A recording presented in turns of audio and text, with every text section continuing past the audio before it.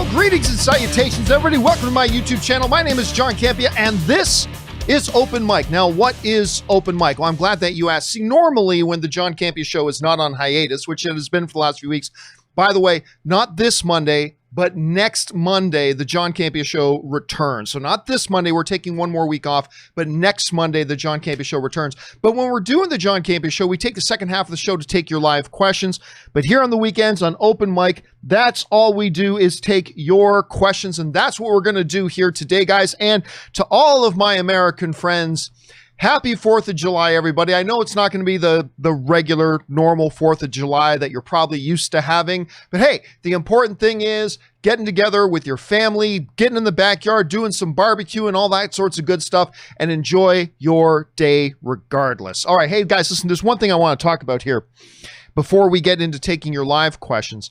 And that is, this is very exciting to see. Now, we've been talking about how in certain places of the world, not in the US, many places around the world have done the correct things and taken care of this COVID problem. It's not completely disappeared. It's still there. You still got to be vigilant. But a lot of the countries around the world have done a great job of really getting this whole thing under control because they were smart and did the common sense things. Anyway, with that down, we've heard and talked about a number of movie projects going back into production, right? So we know Jurassic World Dominion is going back into production. We know that Avatar 2 has been back in production for a while. A number of other movie projects are ramping up. And also, this one to me was exciting. The Amazon, the most anticipated TV series to me. I mean, more than Falcon and Winter Soldier. And you know how excited I am for Falcon and Winter Soldier. I would dare even say more than Mandalorian Season 2, and you know how much I love Mandalorian, is the Amazon Lord of the Rings series. And I am just ecstatic, especially if you go on YouTube and look up their little the people behind the scenes special they did. This is a short little, it's only a few minutes long, where it's really highlighting all the talent behind the camera that they've got plugged in and working on this show. It is mind-blowing. And if you're not already excited about this Lord of the Rings series, after watching that and you're seeing all the people who are involved that are actually making it happen, that'll get you excited. If it doesn't, you're not a Lord of the Rings fan. But just found out that they've been greenlit to go back into production in New Zealand, and they are indeed going back into production.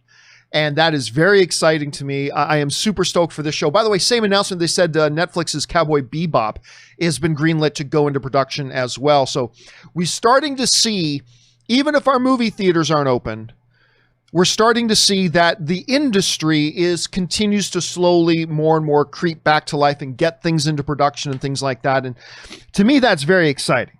And I am psychotically excited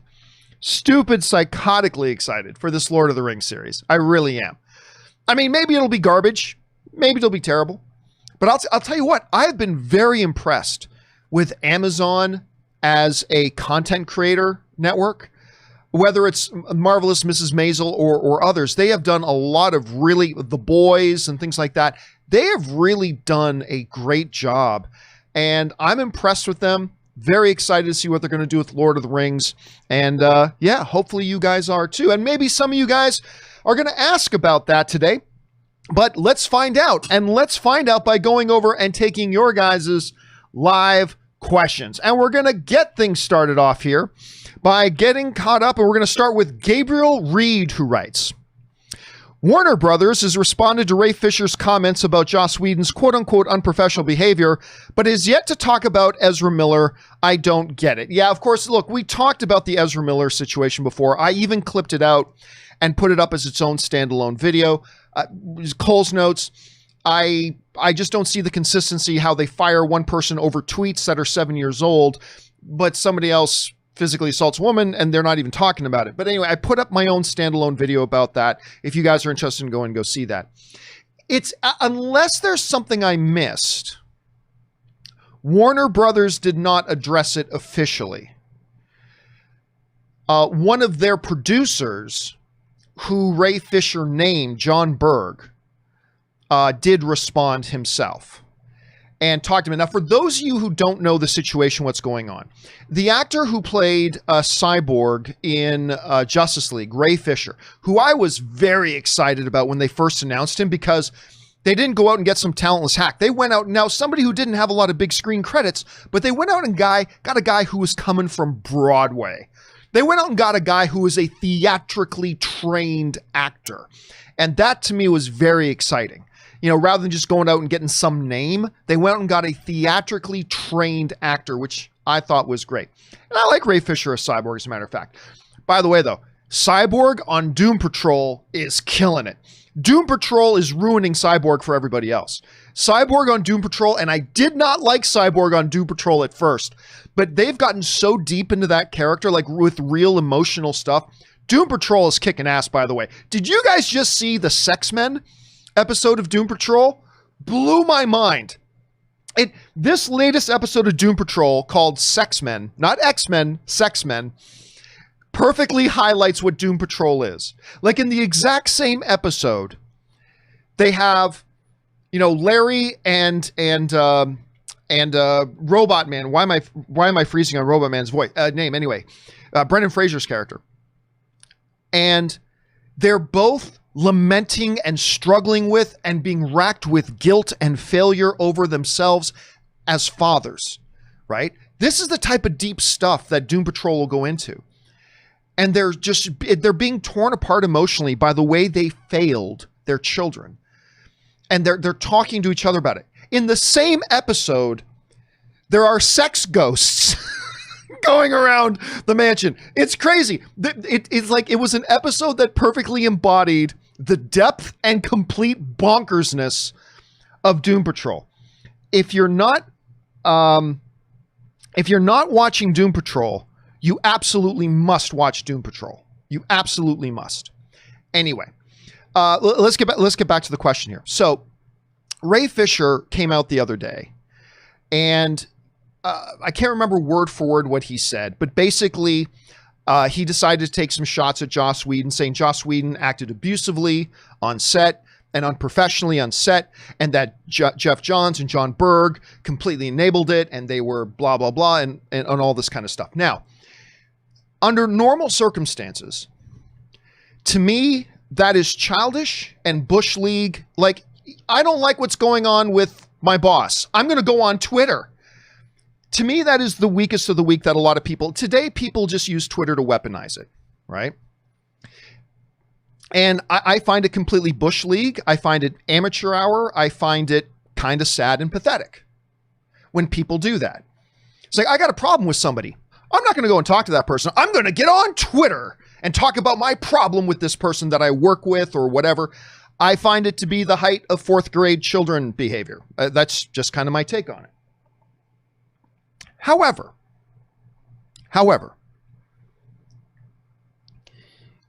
there are exceptions. At least there can be. You know, what do you do though if you're somebody and you did try to go through all the right channels?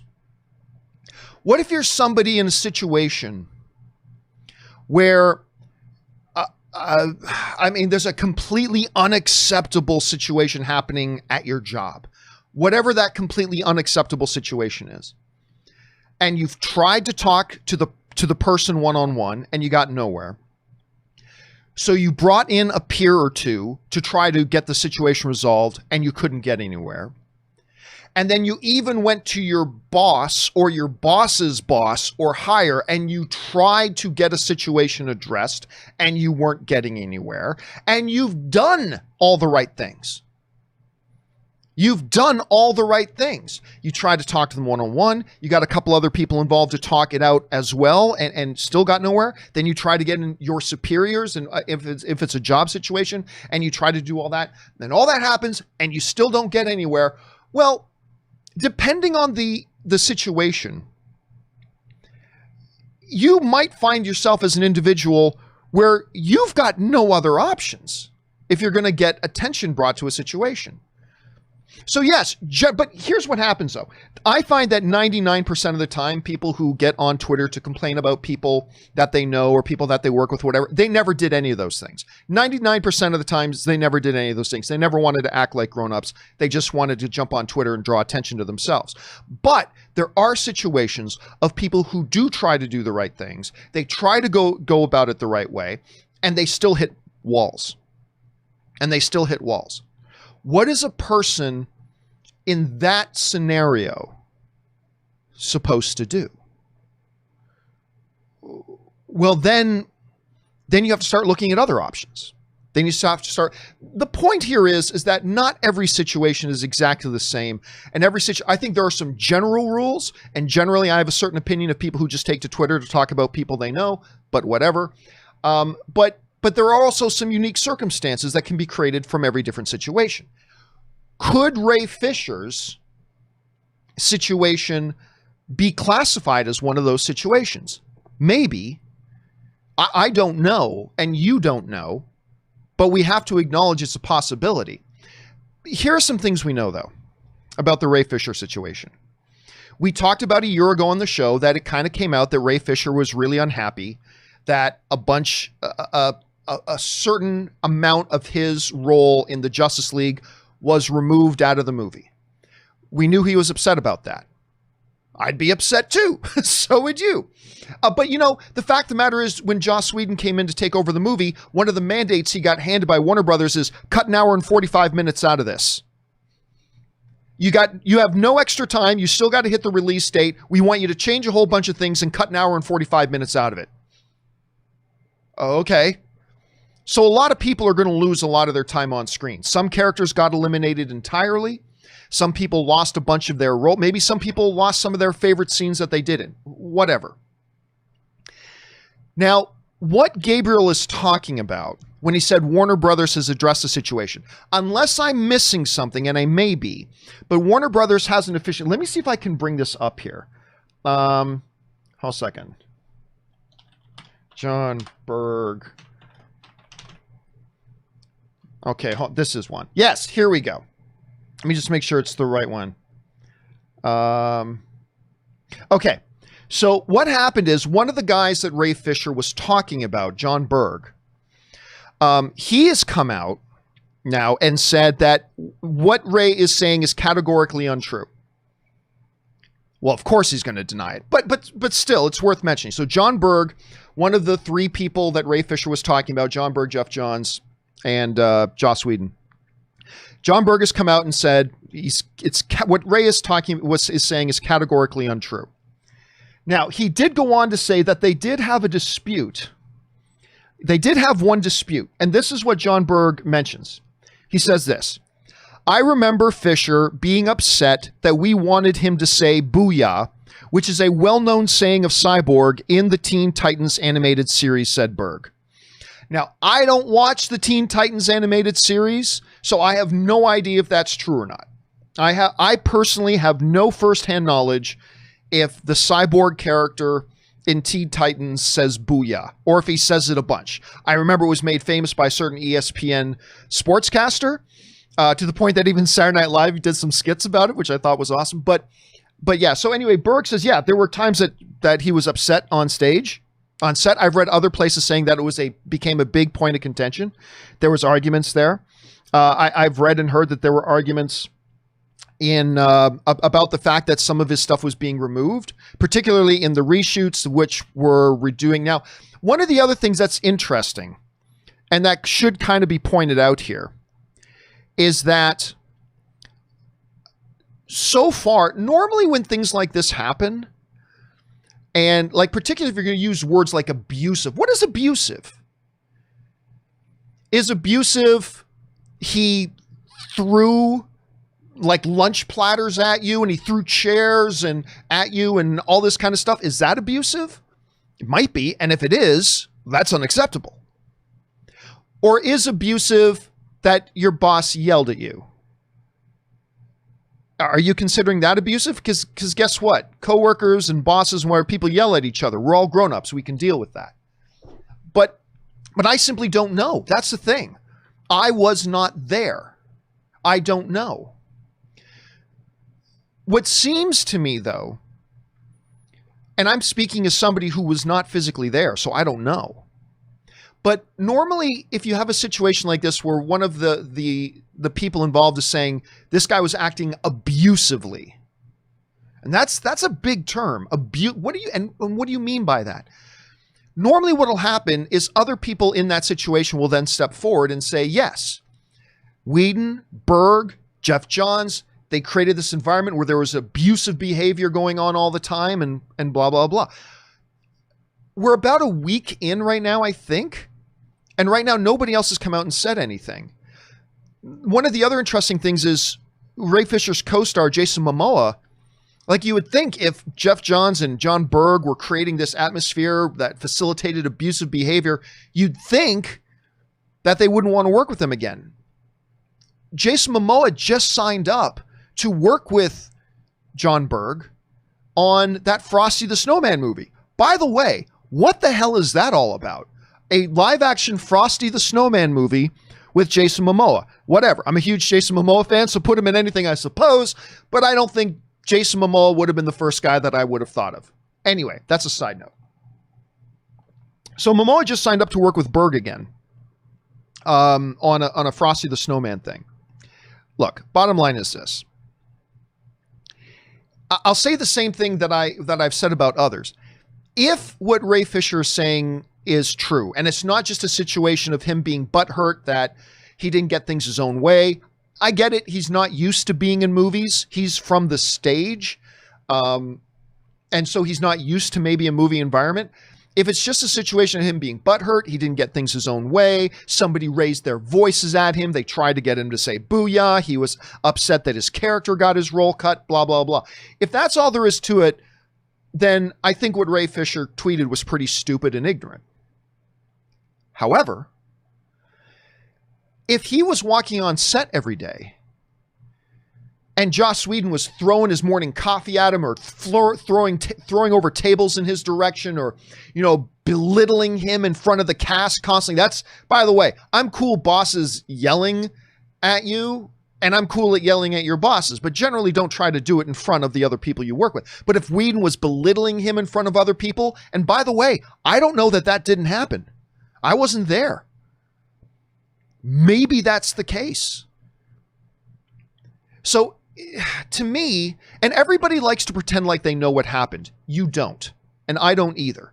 So all I can say is, if it's a situation where Fisher is just upset that he didn't get his way, that his character got his role reduced, that maybe his bosses raised their voices at him a couple of times, that maybe he's just upset that they tried to get him to say booyah and when he wasn't comfortable saying booyah or whatever have you, if that's the case, then it was pretty sad that he decided to get on Twitter and take shots at people. If, however, it's a situation of, like we were discussing, that he truly was an abusive situation where he was getting mocked and ridiculed and belittled in front of his fellow castmates and stuff like that, where he was physically feeling threatened, like whether it's Berg or Whedon, like throwing over chairs or threatening him, or if it was career threatening, where like a Whedon was saying, you fucking do what I'm telling you to do, or I'll make sure you never work in this business again, you jerk, or whatever. And who knows, maybe that was the situation. If it is, and Ray Fisher tried to talk to the right people about it and tried to get something done about it, and he went through all the right things and was finding no relief, then I think you have to look at him going onto Twitter through a little bit of a different lens and look at it a different way. But it all comes down to what's the truth of the matter, and I wasn't there. I have no reason to believe that Ray Fisher would lie. But at the same time, I know it's our human tendency to get butthurt. We all do when certain things don't go our way. I do find it interesting that none of the other cast of Justice League have said anything, or that a prominent member of Justice League, Jason Momoa, just signed up to work with Joe Berg again on another project. I have no reason to believe John Berg is lying when saying that what Ray is saying is untrue. So the bottom line is, I don't know. I mean, look, if Joss Whedon is coming on set and belittling, like every day belittling, picking on one guy and belittling him in front of people and like throwing things at him and truly acting abusive, then fuck Joss Whedon. I don't care how good his movies are. I don't care how much I like Avengers. I don't care how much I like his other work. Screw that. If you're going to like throw things at people or truly be abusive towards another human being at work, fuck him. Fuck him. If it's a situation of that guy yelled at me or he took away my role or whatever, if it's that situation, then I completely disagree with what Ray Fisher did. But it all comes down to what's the truth, and I don't know what the truth is. So all I can do as a fan and somebody on the outside looking in is say, what would my opinion be if this is the truth? And then how would my opinion be different if B was the truth? If A's the truth, well then, I think Ray Fisher acted really inappropriately. If B is the truth, then I don't think Ray Fisher acted inappropriately, and I think other people did. But we just don't know. We'll have to see. But yeah, it's in a world, it's really disappointing to see this, whichever way, whether A is true or whether B is true. It's really disappointing to see this. A is disappointing, B is very disappointing. And we'll just have to wait to see. But again, as far as I know, Gabriel, Warner Brothers has not addressed this. If anybody knows of Warner Brothers addressing it, and I just missed out on an official Warner Brothers statement, I would like to see it because I probably missed it. Right now, all I see is John Berg's statement, and then we'll see where we go. So, it's an ugly situation. It's an ugly situation, whichever ends up being true. If A is true, it's ugly for one reason. If B is true, then it's ugly for another reason. So, have to wait and see. Anyway, let's move on here. Next up, Calix Magister writes, in honor of teachers who inspire. By the way, teachers do not get enough credit in our cultures, like at all. I mean, there are some cultures that truly honor teachers as well they should. And our cultures really don't. A lot of our cultures really don't respect teachers the way they deserve to be respected. Anyway, Pointier to Sir with Love, Pfeiffer in Dangerous Minds, Robin Williams in Dead Poets Society, Freeman, Martin Freeman. That's a very, very different Freeman. Freeman in Lean On Me, Swank in Freedom Writers, Dreyfus in Mr. Holland's Office, Connery in Finding Forrester, Escalante, Stand and Deliver. Nice. I like it. That's a nice rundown list, man. That's my favorite is probably Robin Williams in Dead Poets Society, Oh Captain, My Captain. But there are a couple of awesome ones in there. Morgan Freeman in Lean On Me. I was hooked on that movie for a long time. Richard Dreyfuss in Mr. Holland's Opus is fantastic. That's a really nice list, Calix. Thanks for bringing that one up, man.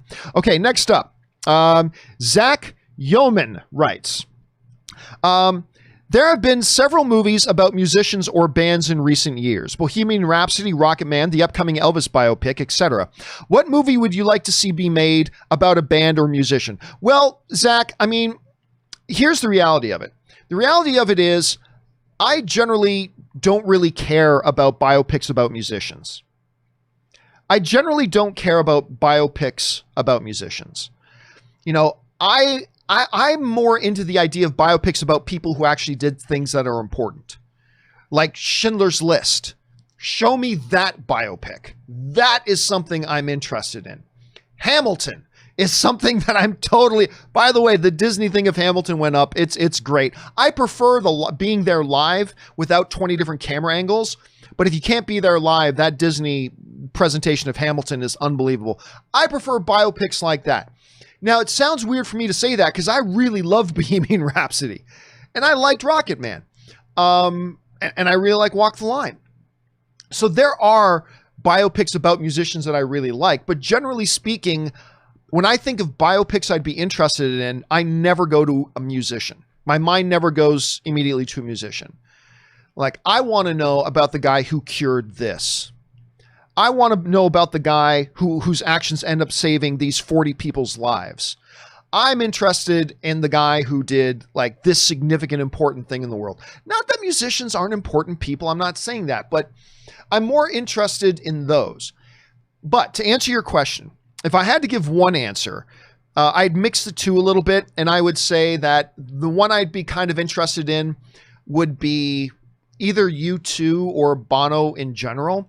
Just, it's a fascinating story. Like, a band that formed in like a Bible school became the number one band in the world for a while, but has never stopped trying to use their platform for food relief, AIDS relief, all this, try to do good stuff around the world, all that kind of stuff. They've really used their fame as simply a platform to try to do good, and not just talking about doing good, like actually going around the world and trying to do some good things. I'd be curious about that. But I got to admit, I'm a little bit biased on that because U2 is also my favorite band. So how much is U2 being my pick based on that I love what they've done with their fame versus how much am I just saying I want to see U2 because they're my favorite band?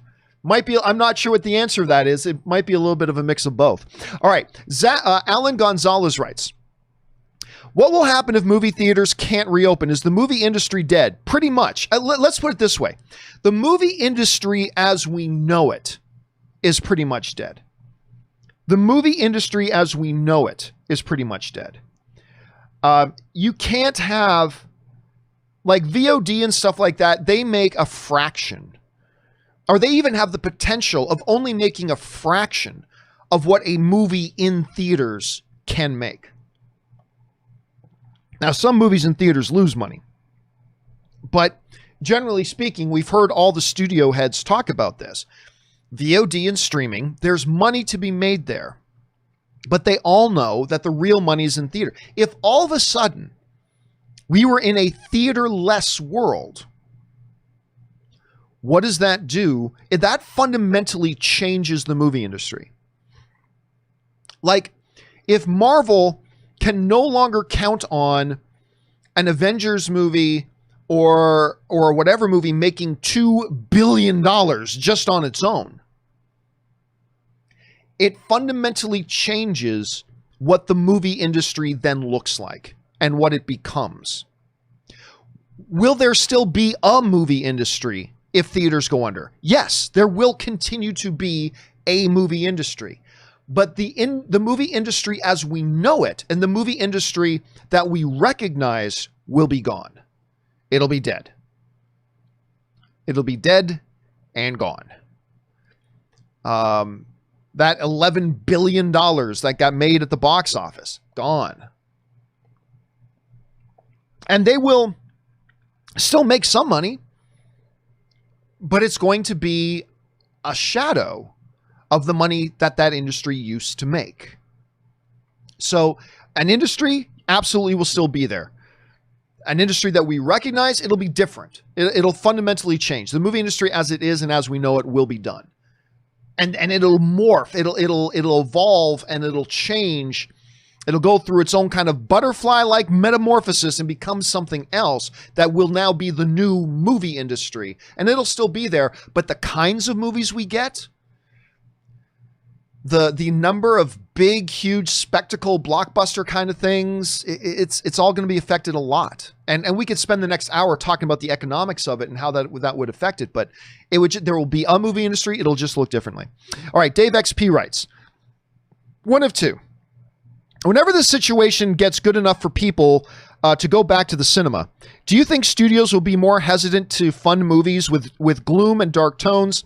The virus has been a tough enough situation for everyone, so I'm wondering if studios will be more inclined to produce movies with a lighter, hopeful tone. I read something similar happened after the Great Depression, so I just wanted to hear your thoughts. Here's the reality. The reality is, it seems to me like the ratio of brighter, more hopeful, more fun movies to the more to the darker movies is already very heavily tilted towards the lighter, more traditional, fun, entertainment kind of movies.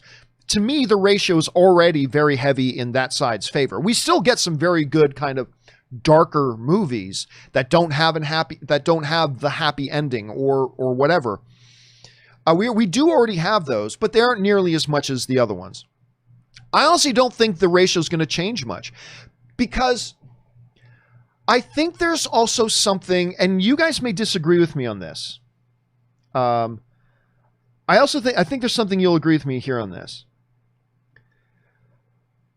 there is something fundamentally, I believe, cathartic or therapeutic even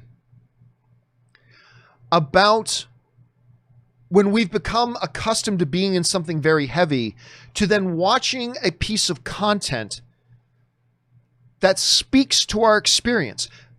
I'm not necessarily saying we need 15 movies about the COVID pandemic. I'm not saying that, but I think there's something cathartic and therapeutic almost about when we come out of a heavy place in our lives, whether it's a broken up relationship, whether it's we lost our career, whether it's the loss of a loved one, whether it's something else. When we're coming out of something like that, I think there's something therapeutic for us when we go in and watch a piece of content. Like, quite often, I just want a good comedy. When I'm coming out of some crappy stuff in my life, sometimes I just need a good comedy. But sometimes there's also something very cathartic about seeing a piece of content that is darker and seems to speak to my experience. It's like, I get the feelings that this movie is eliciting. I get these feelings. You know what I mean?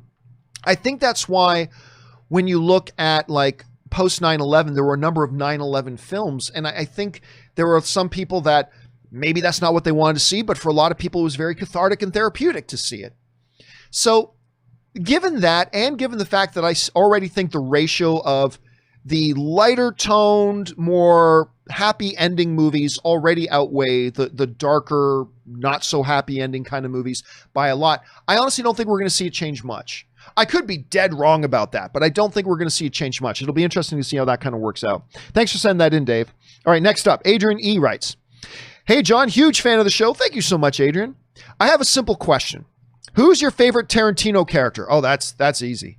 Mine's Mr. Pink from Reservoir Dogs. Great. Tarantino's most underrated film, in my opinion. Oh, I don't know if it's underrated. You talk to people who've seen Reservoir Dogs. People love Reservoir Dogs. Only maybe after Jackie Brown. That's probably his most underrated one. Anyway, thanks for everything you do. Oh, that's easy. That's easy.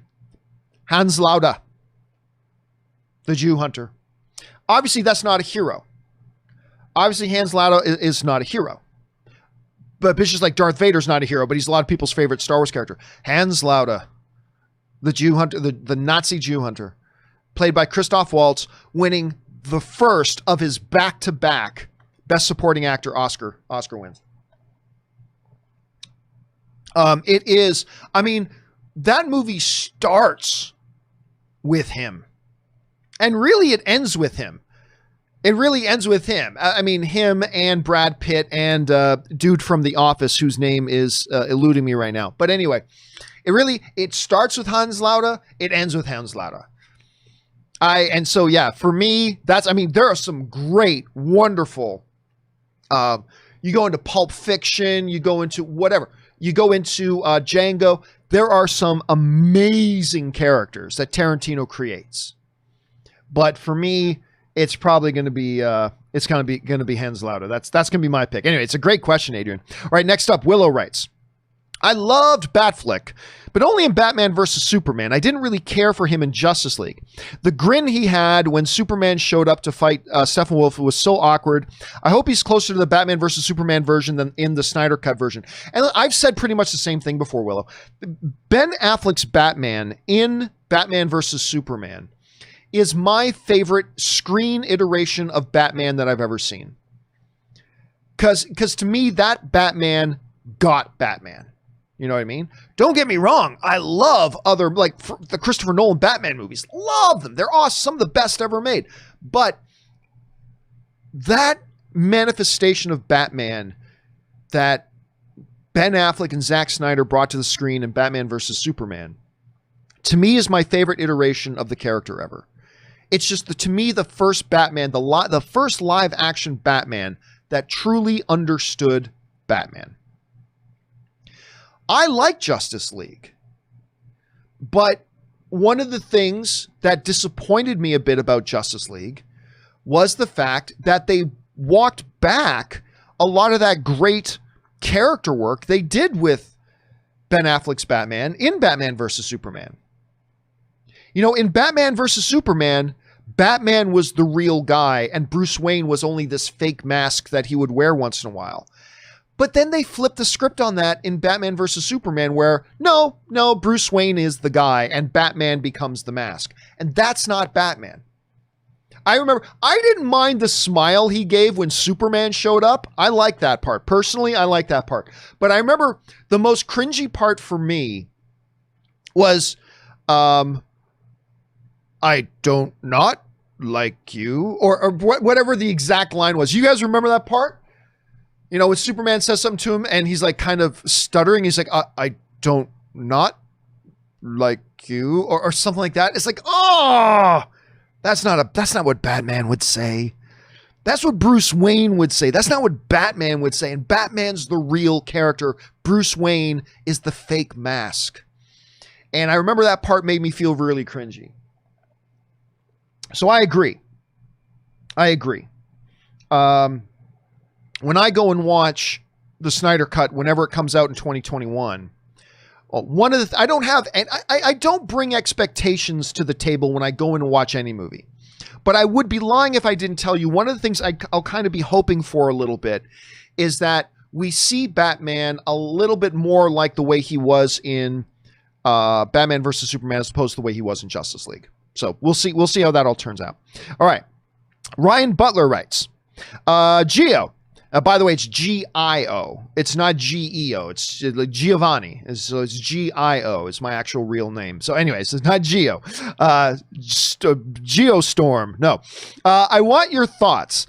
In the movies, when someone is in a vehicle and when they need to accelerate, we see a foot slam on the gas pedal.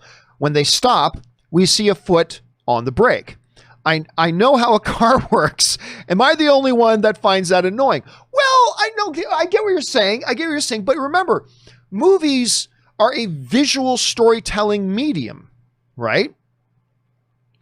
It's quite like when in a lot of movies when somebody like a reporter just finds out something really important and slams himself down into his chair to start typing up. What does the camera immediately do? The camera goes to two places. It goes to the screen where you see the letters typing out, and it cuts to his hands on the keyboard, blah, blah, blah, right? We know how typing works, so why show those shots? Or somebody diving into a pool. We then cut to a camera underwater of them immersing, of them coming into the water and like bubbles coming out of their mouth and them going back to the surface to take a breath. Well, we know when they jump in the water that they're underwater for a minute. Why show that? It's because movies are a visual storytelling medium. We tell the story visually. And that's why I really like that kind of stuff. I personally, I think that's the sign of a director who kind of gets it, that we are telling the story through images, through pictures. Even when it's the mundane, like going to accelerate. Quick shot, it increases the drama. Quick shot to the foot in the pedal. Boom, that foot hitting the pedal. It's visually telling the story. You know, and I don't want to overstate it, but I think just a little, and honestly, when I look back at my movie, The Anniversary, this little indie film that I did a bunch of years ago on a zero budget, whatever, and I'm very proud of the movie for somebody who had never done anything like that before. But one of the big mistakes that I made was I feel like when I watch that movie now, one of the things that's lacking amongst the many things that are lacking, but one of the things that's really lacking is that sense that I did not use enough visuals to tell the story, right? Like sometimes it's those little things like the shot, cut camera to his hands on the keyboard. Cut camera, Quentin Tarantino is great at this. Cut camera to just the way the dude is tying up the garbage bag. Cut camera to the foot hitting the accelerator. I think it's a little thing, but it goes a long way into establishing itself as a visual medium. And I actually kind of appreciate that when a director has that sense. It doesn't make a bad movie good, don't get me wrong. But so I'm going to take a little bit of the opposite on that from you, Ryan. To me, it's the sign of a storyteller who really gets, I'm trying to tell this story of what's happening through showing. You know, quite often they say in the movie is a show, don't tell. And I think that's a really good example of that. So, but I get where you're coming from, dude. I totally get where you're coming from. Thanks for writing that in, man. All right, next up, Ryan Lohner writes, in memory of Carl Reiner, man, you know what's funny? It was just the day before or just a few hours later, I think on the last open mic, Carl Reiner came up and we were talking about Carl Reiner. I think it was on the last open mic. And then like, whether it was the next day or just hours later, I can't remember. We found out that Carl Reiner passed away. What a loss. I mean, you go back to his career. I mean, Steve, I don't know if any of us even know who Steve Martin is today, if it wasn't for Carl Reiner. But anyway, in memory of Carl Reiner, my favorite of his films is, speaking of Steve Martin, All of Me, with him and Lily Tomlin. You have to constantly remind yourself Steve Martin isn't actually being controlled by Lily Tomlin and is doing everything on his own. And like a lot of those classic Steve Martin movies were done by Carl Reiner. Of course, most recently we knew him as a comedic actor as well. He was always in the Ocean's movies. I loved Carl Reiner. And maybe the best father-son director duo of all time. I mean, Ivan and Jason Reitman are right up there as well, but Carl and Rob Reiner have to be right up there, considered amongst the greatest father-son directing tandems of all time.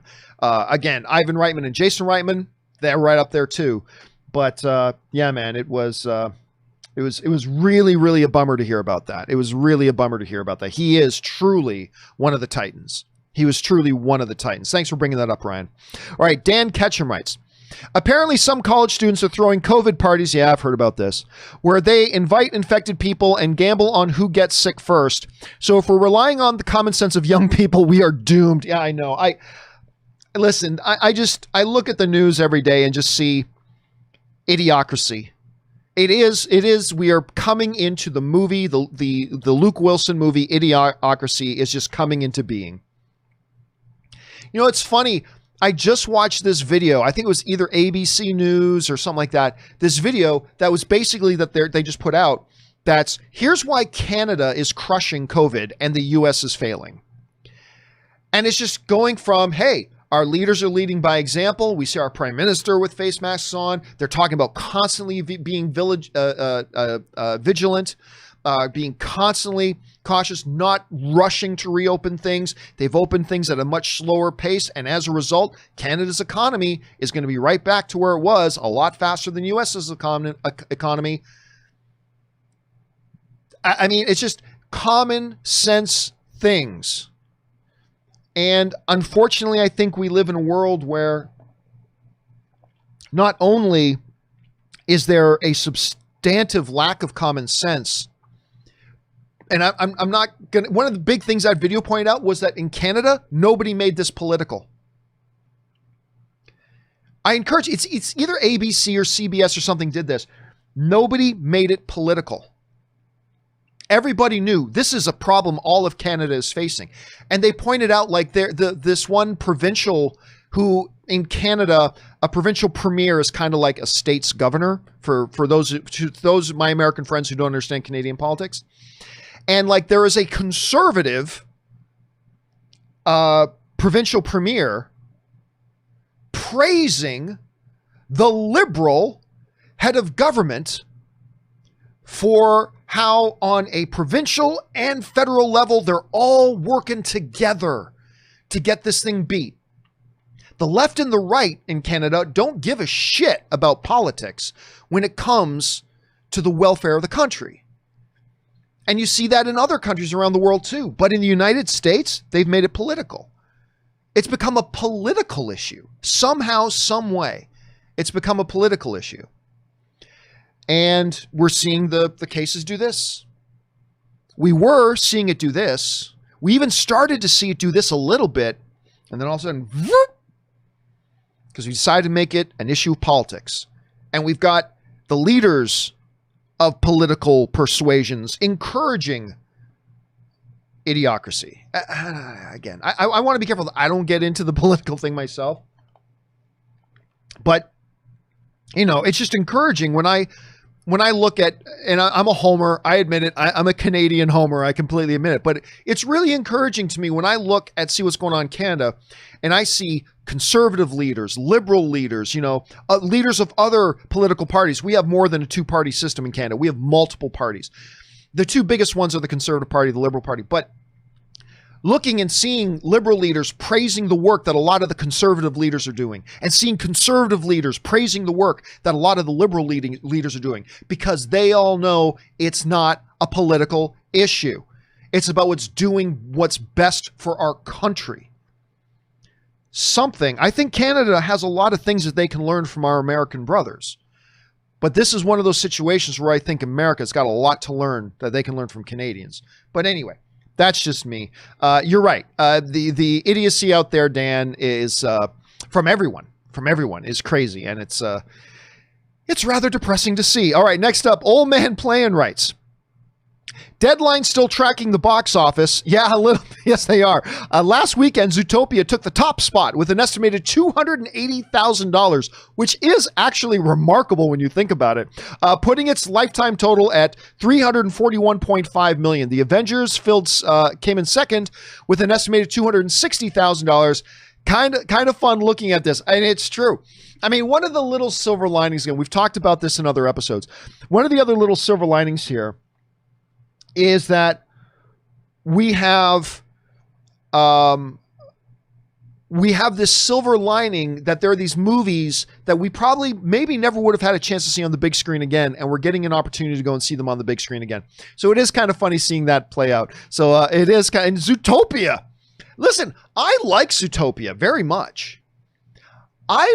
I've never got why it is so beloved, but we are constantly seeing proof that it really is a psychotically loved film. And this is just one little example of that. So thanks for sharing that, Old Man Playing. All right, Marie Seifring writes, Hey, John. Hey, Marie. I hope you are enjoying your break. I am enjoying my break. Thank you. I just saw an article in Variety reporting that Hong Kong box office receipts were down 72% for the first half of 2020. Have you seen any similar analyses of box office drops for the other regions? Thanks. Well, I mean, yeah, but that kind of goes without saying, right? I mean, essentially, movie theaters around the world have been shut down for 4 months. So, I mean, yeah. I mean, everywhere is down in the high double digits because there have been no movies playing, right? There have been no movies playing.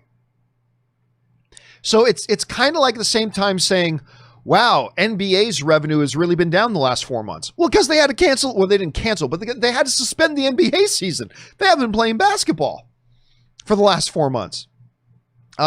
Or hockey or baseball or football or whatever. UFC is, hey, they keep doing their sport, but they're not getting the live ticket money. They couldn't have any events for a while. By the way, UFC's got this big event coming up this coming Saturday, not today, but this coming Saturday. And they just lost their main event. It was supposed to be Usman versus Burns. And Burns just tested positive for COVID. So the main event is out, which really sucks. But so, yeah, that number to me, Marie, is not surprising at all. And I would suspect that if you looked at any market, you're going to see the high 70 to 90% reductions in regular business because they haven't been able to be open. And even the ones that are open right now, they're not playing any new movies. So it's not surprising. It's sobering, Marie. When you look at that number, it's sobering, but it's not surprising at this point. So there's that. Thanks for writing that in, Marie. All right, next up, Tom Weinberg writes, finished binge watching The Boys. Speaking of The Boys on Amazon, it was so good, all around great writing, acting, direction, production value. And you were right about the airplane episode. That was brutal. Homelander terrifies me. One of the great things about Homelander, and for those of you who don't watch The Boys, you won't know what I'm talking about. But for those of you who do watch The Boys, you'll know exactly what I'm talking about. One of the things about Homelander that I really love is something that I talk often about, a quality that I love in truly great villains. Not all the great villains have this quality, but I really do like this quality in a lot of the great villains, which is, I mean, when it comes down to it, I mean, Homelander, he still thinks he's the good guy. He because he has convenient built-in excuses for everything that he does, and he rationalizes everything, and it's kind of within that framework that becomes truly terrifying. Listen, when in that airplane scene, and I'm not going to give away everything, for those of you who haven't seen the show yet, hearing me say this won't give away much. But when Homelander and Maeve are on the plane, the conversation that they have, and this is points to the brilliance of the writing. You realize that everything that Homelander is saying, he's not wrong. Like the factual things that he is saying, he's not wrong. He's factually correct.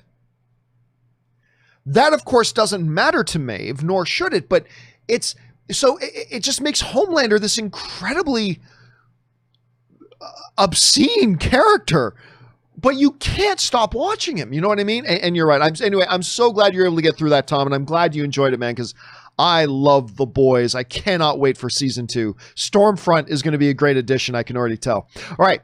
Ryan Tylen Zaire writes, John, with Marvel dominating cinema over the past decade, Joker raising our hopes for DC movies, and Mandalorian uniting more of the Star Wars fan base, which of these 3 studios will dominate this decade? I personally feel Star Wars and DC. I can't agree with that.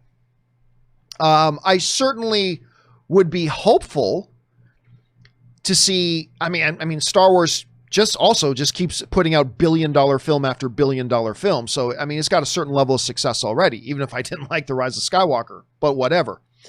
I can be very hopeful, but the reality is we don't even know when the next Star Wars movie is coming out. I mean, that's just the reality. It's hard for us to talk about thinking that Star Wars can dominate the box office in this new decade that we're in, when we don't even know when the next movie's coming.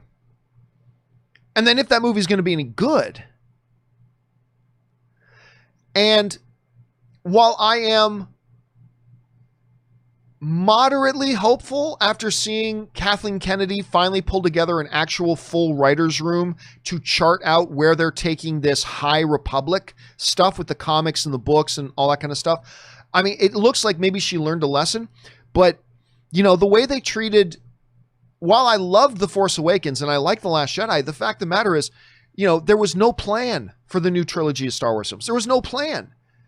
And you can wing it for a while and have some success like they did with The Force Awakens. But eventually it catches up with you if you don't have a plan. Rise of Skywalker. It caught up with them. Them not having any plan from the beginning eventually caught up with them and really bit them hard in the ass. Now, the movie still made over $1 billion. But it's the first Star Wars movie of the Disney era that I was just like, what the hell was that? It eventually catches up. So it's hard for me to be terribly hopeful right now. Although, I mean, I do have some, look, I cannot wait for the Obi-Wan series. Can't wait for Mandalorian season 2. And Taika Waititi is supposed to be directing a Star Wars movie. Yay! But we don't even know what that is yet. So it's difficult for me right now to say, I predict that Star Wars will dominate the next 10 years. It's just because right now there's no evidence there to support that. There is loads of evidence to suggest Marvel will continue to dominate. But even that's a little bit of a question mark. Like coming off of Endgame, that was kind of the crescendo. Now your most popular characters in the MCU are gone. You know, Chris Evans as Captain America is gone for now. Robert Downey Jr. as Iron Man is gone for now. I feel like when I talk to a lot of fans, but still, there's a lot of evidence to suggest that Marvel will continue and can continue to dominate for the next decade. DC, it's a little bit up in the air, right? They clearly showed signs that they're heading in the right direction. Aquaman was a crowd pleaser, made over $1 billion, really fun movie. It was very isolated as a standalone movie. Joker was an outside of the DCEU thing that they experimented with, which I was really excited about, and they knocked it out of the park, won Academy Awards. Shazam didn't do bonkers business at the box office, but it was a tremendously well-received film by audiences and critics. And we've got Patty Jenkins' Wonder Woman 84 coming out. But can it truly compete? Because they have yet to compete with the MCU overall. Can this be the decade that they do it? Well, if they keep heading in this right direction, they can. They've done some good things the last 2 years. Some really, really good things. Let's see if they're able to continue that. But as of right now, I'd still have to base my guess that, yeah, Marvel will continue to be the dominant force. but I think DC can catch up with can cover a lot of ground. And here's and Star Wars right now. What Star Wars is going to be moving forward? Anybody guess? Anybody's guess, Ryan. So we'll have to wait and see. Good question, man. All right, next up, Ryan also writes, John, what are your top 10 picks? Just so you know, Ryan, I do not do top 10 questions. I don't do top 10, top 5. I don't do those, just so you're aware of that. I let everybody know that all the time. What are your top 10 picks for the most spiritually satisfying movies of all time? By spiritually, I mean the movie that made the viewer engage with things beyond and greater than life. Well, I'm not really sure what it is you're saying there, and I don't do top 10s, but I will tell you this. And you guys probably, if you've watched me for any period of time, you know exactly what movie I'm about to bring up.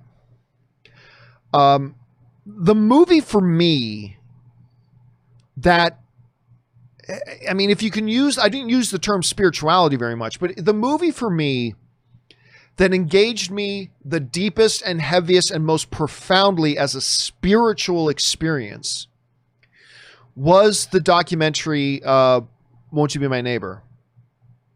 The documentary about Mr. Rogers. That documentary to me was the most profoundly moving and impactful spiritual experience in a movie I've ever had. You know, I often say, and you guys have heard me say this before, a great movie can change the way you see the world, but a truly phenomenal movie changes you. A great movie can make you change the way you see the world, but a truly phenomenal movie will change you. And I feel like when you watch that Mr. Rogers documentary, you can't help but feel like it changes you a little bit for the better. I mean, Mr. Rogers was so far ahead of it. Fred Rogers was so far ahead of his time. When the world was trying to push a narrative of segregation. You know, Mr. Rogers said, "Oh, you're trying to keep black people out of hotel swimming pools, are you? Okay, fuck you. On my next episode of Mr. Rogers, I'm going to have my black neighbor come over, and we're going to sit in my backyard and put our feet in the pool together. How about that? You like them apples? Ooh, is that making you feel triggered seeing a white man and a black man sitting together with their feet in the pool together? Because you got to remember, at that time, the big thing in the news was these hotel owners across the country were trying to keep black people out of the pools and trying to keep pools for white people only. And there was even this footage going around of some black patrons at a hotel were trying to be in the pool, and the hotel manager came and started pouring bleach in the pool, trying to get them to get out and stuff like that. So what Mr. Rogers do? Fuck y'all. I'm going to do in my next episode. I'm going to invite my black neighbor to come into the backyard with me. We're going to sit down, have a drink together, put our feet in the pool together. Screw y'all. Anyway, that in a time when the Mr. Rogers Show was on, in a time where, you know, it was still borderline illegal to be gay in this country, he had a cast member in his show who was gay. And even the cast member didn't realize that Mr. Rogers knew. He thought he was keeping it a secret from Mr. Rogers because he was afraid he would lose his job. And then he tells the story about how when he told Fred Rogers that he was gay, Fred Rogers said, "I know." And he's like, how come you never said anything? Why didn't you fire me? Why didn't you do this? And he says, Fred looked at me and said, "I've always known, and I love you just the way you are." And that dude starts crying, and everybody in the movie theater I was in is crying and bawling their eyes out. Listen, you got to be careful bringing up Mr. Rogers with me, because I will go off on a 45-minute rant about the biggest badass to ever walk the face of the earth. The biggest mortal badass to ever walk the face of the earth. It's Mr. Fred Rogers, ladies and gentlemen. It's Mr. Fred Rogers. So he don't give a fuck what you think. You know, he's going to do what he believes is right. And anyway, it's that kind of movie, and seeing this story unfold as people in the movie theater around me are bawling their eyes out. It was truly a spiritual experience for me, because it makes you look at a reflection of yourself in a movie poster stand as you're walking out of the theater and you think, I'm an asshole compared, like I need it. And it changes you. Anyway. Yeah, guys, listen, seriously, if you've not seen this documentary yet, please watch it. And maybe you won't have the same experience that I did, but I can guarantee you'll have an experience. It may not be on the same level that I did, but you'll have an experience with it. So anyway, that's my thought on that. All right, thanks for writing. Damo Davies writes, what are your thoughts on Who Framed Roger Rabbit? I think it is the best movie by Robert Zemeckis, best movie with a special nod to the acting of Bob Hoskins. Bob Hoskins was awesome, by the way. I know a lot of people will laugh. When I think of Bob Hoskins, I don't think of Who Framed Roger Rabbit. I don't think of a lot of his other great iconic roles. I think of Smee in Hook with Dustin Hoffman and Robin Williams. I know a lot of people don't like it. Even Robert Meyer Burnett doesn't like Hook. That's fine. I love Hook. Bangarang. And whenever I think of Bob Hoskins, I think of him as Smee. Anyway, and had to do in the movie, reacting to nothing, only for the scene to be completed in post-production. Yeah, I mean, it was kind of also like a harbinger of the green screen effects era that came along in like the 90s and early 2000s, right? Where a lot of actors then just had to act. Ewan McGregor talked about this recently, about making the prequels, and it's just, you're acting in front of a green screen with nothing else, and you have no idea what's going on around you. And by the way, there were others. I mean, it went back before Roger Rabbit. I mean, you can go back to the black and white days, and there were examples of like a live action actor with an animated character in a scene with them. But yeah, Who Framed Roger Rabbit was really the first major feature I can think of that really took that whole concept and built it around it. And that's why it's one of the most, still to this day, you mentioned Who Framed Roger Rabbit. Everybody knows that movie, man. Let's see. Damo also writes, do you think you would have had the strength of character not to take the sports almanac from back to, well, me and my friends have had this discussion, to have the strength of character to not take the sports almanac from Back to the Future Part 2 back to the past and place a few bets in the knowledge you could never lose? No. Listen, I'm not saying I should have taken it, but if I'm going to be honest, I don't know how I would be able to resist that. Somebody asked me recently, like, if you could go back and talk to yourself when you were 15 or something like that, what would you tell yourself? And I said, easy. 2 words. Well, 3 really. Buy Google stock. At which point, 15-year-old me will go, what the hell's a Google? But if I could go back for like 1 minute to talk to my 15-year-old self, buy Google stock. Now, I would have had to wait for a few years, but then I would have found out what he was talking about, and then would be waiting for it to go public, where you could become a public offering and you could actually buy stock in it. I would have taken every penny I could have possibly saved. I would have broken into my parents' bank account somehow, some way, embezzled all their money from them, and put it all in Google. That's what I would do. But no, there's no way I would have been able to resist that. I shouldn't have done it, but there's no way I would have been able to resist that temptation, Damo. All right, Damo writes, what are your thoughts on the 1997 movie Contact's great. Contact with Jodie Foster and Matthew McConaughey, I think, is very good, and compare it favorably to Close Encounters of the Third Kind. Both are not afraid to ask the big questions of sci-fi. No, I remember Contact for me was one of the first, and you're right, very reminiscent of Close Encounters, but it was for me at the time like one of the first movies I saw that it's not a sci-fi action film. You think, oh, Contact, about Earth getting signals from alien beings and meeting those alien beings is going to be this kind of a movie, right? But it's not really. It's more of it's a philosophical movie, really, at its core.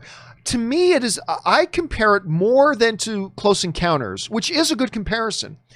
I compare it more to Christopher Nolan's Interstellar, where, yeah, Interstellar has a lot of the big sci-fi elements to it, but it's asking deeper questions. It's really a movie that's asking deeper questions. And that's one of the things that I really loved about it. And so, yeah, when I think of Contact, but Contact did it first, and I Yeah, I really like Contact. I know Robert Meyer Burnett loves that movie. Like loves that movie. But I like that movie very much. Thanks for bringing that one up, Damo. All right, next up, Stubble McShave writes. Marvel have the headlines. I've seen this. Null is coming. Now, this isn't Marvel movies. This is the comic books, okay? Null, if I'm remembering correctly, is like, it's more attached to Venom. And it's like Null is like the symbiote god, right? Anyway. Marvel has the headlines. Null is coming for one of their new villains. Well, null in Swedish is the noun for the F word. So to us Swedes, it looks like saying a fuck is coming. It's more than that. Let me see if I can find this. Hold on a second, because I remember I saw something on this last night. Hold on a second. Shit, man. If I can spell right, maybe I'll get there faster. Okay. All right, here we go. So this was the big joke going around though, right? Okay, so forget, it's funny on two different ways.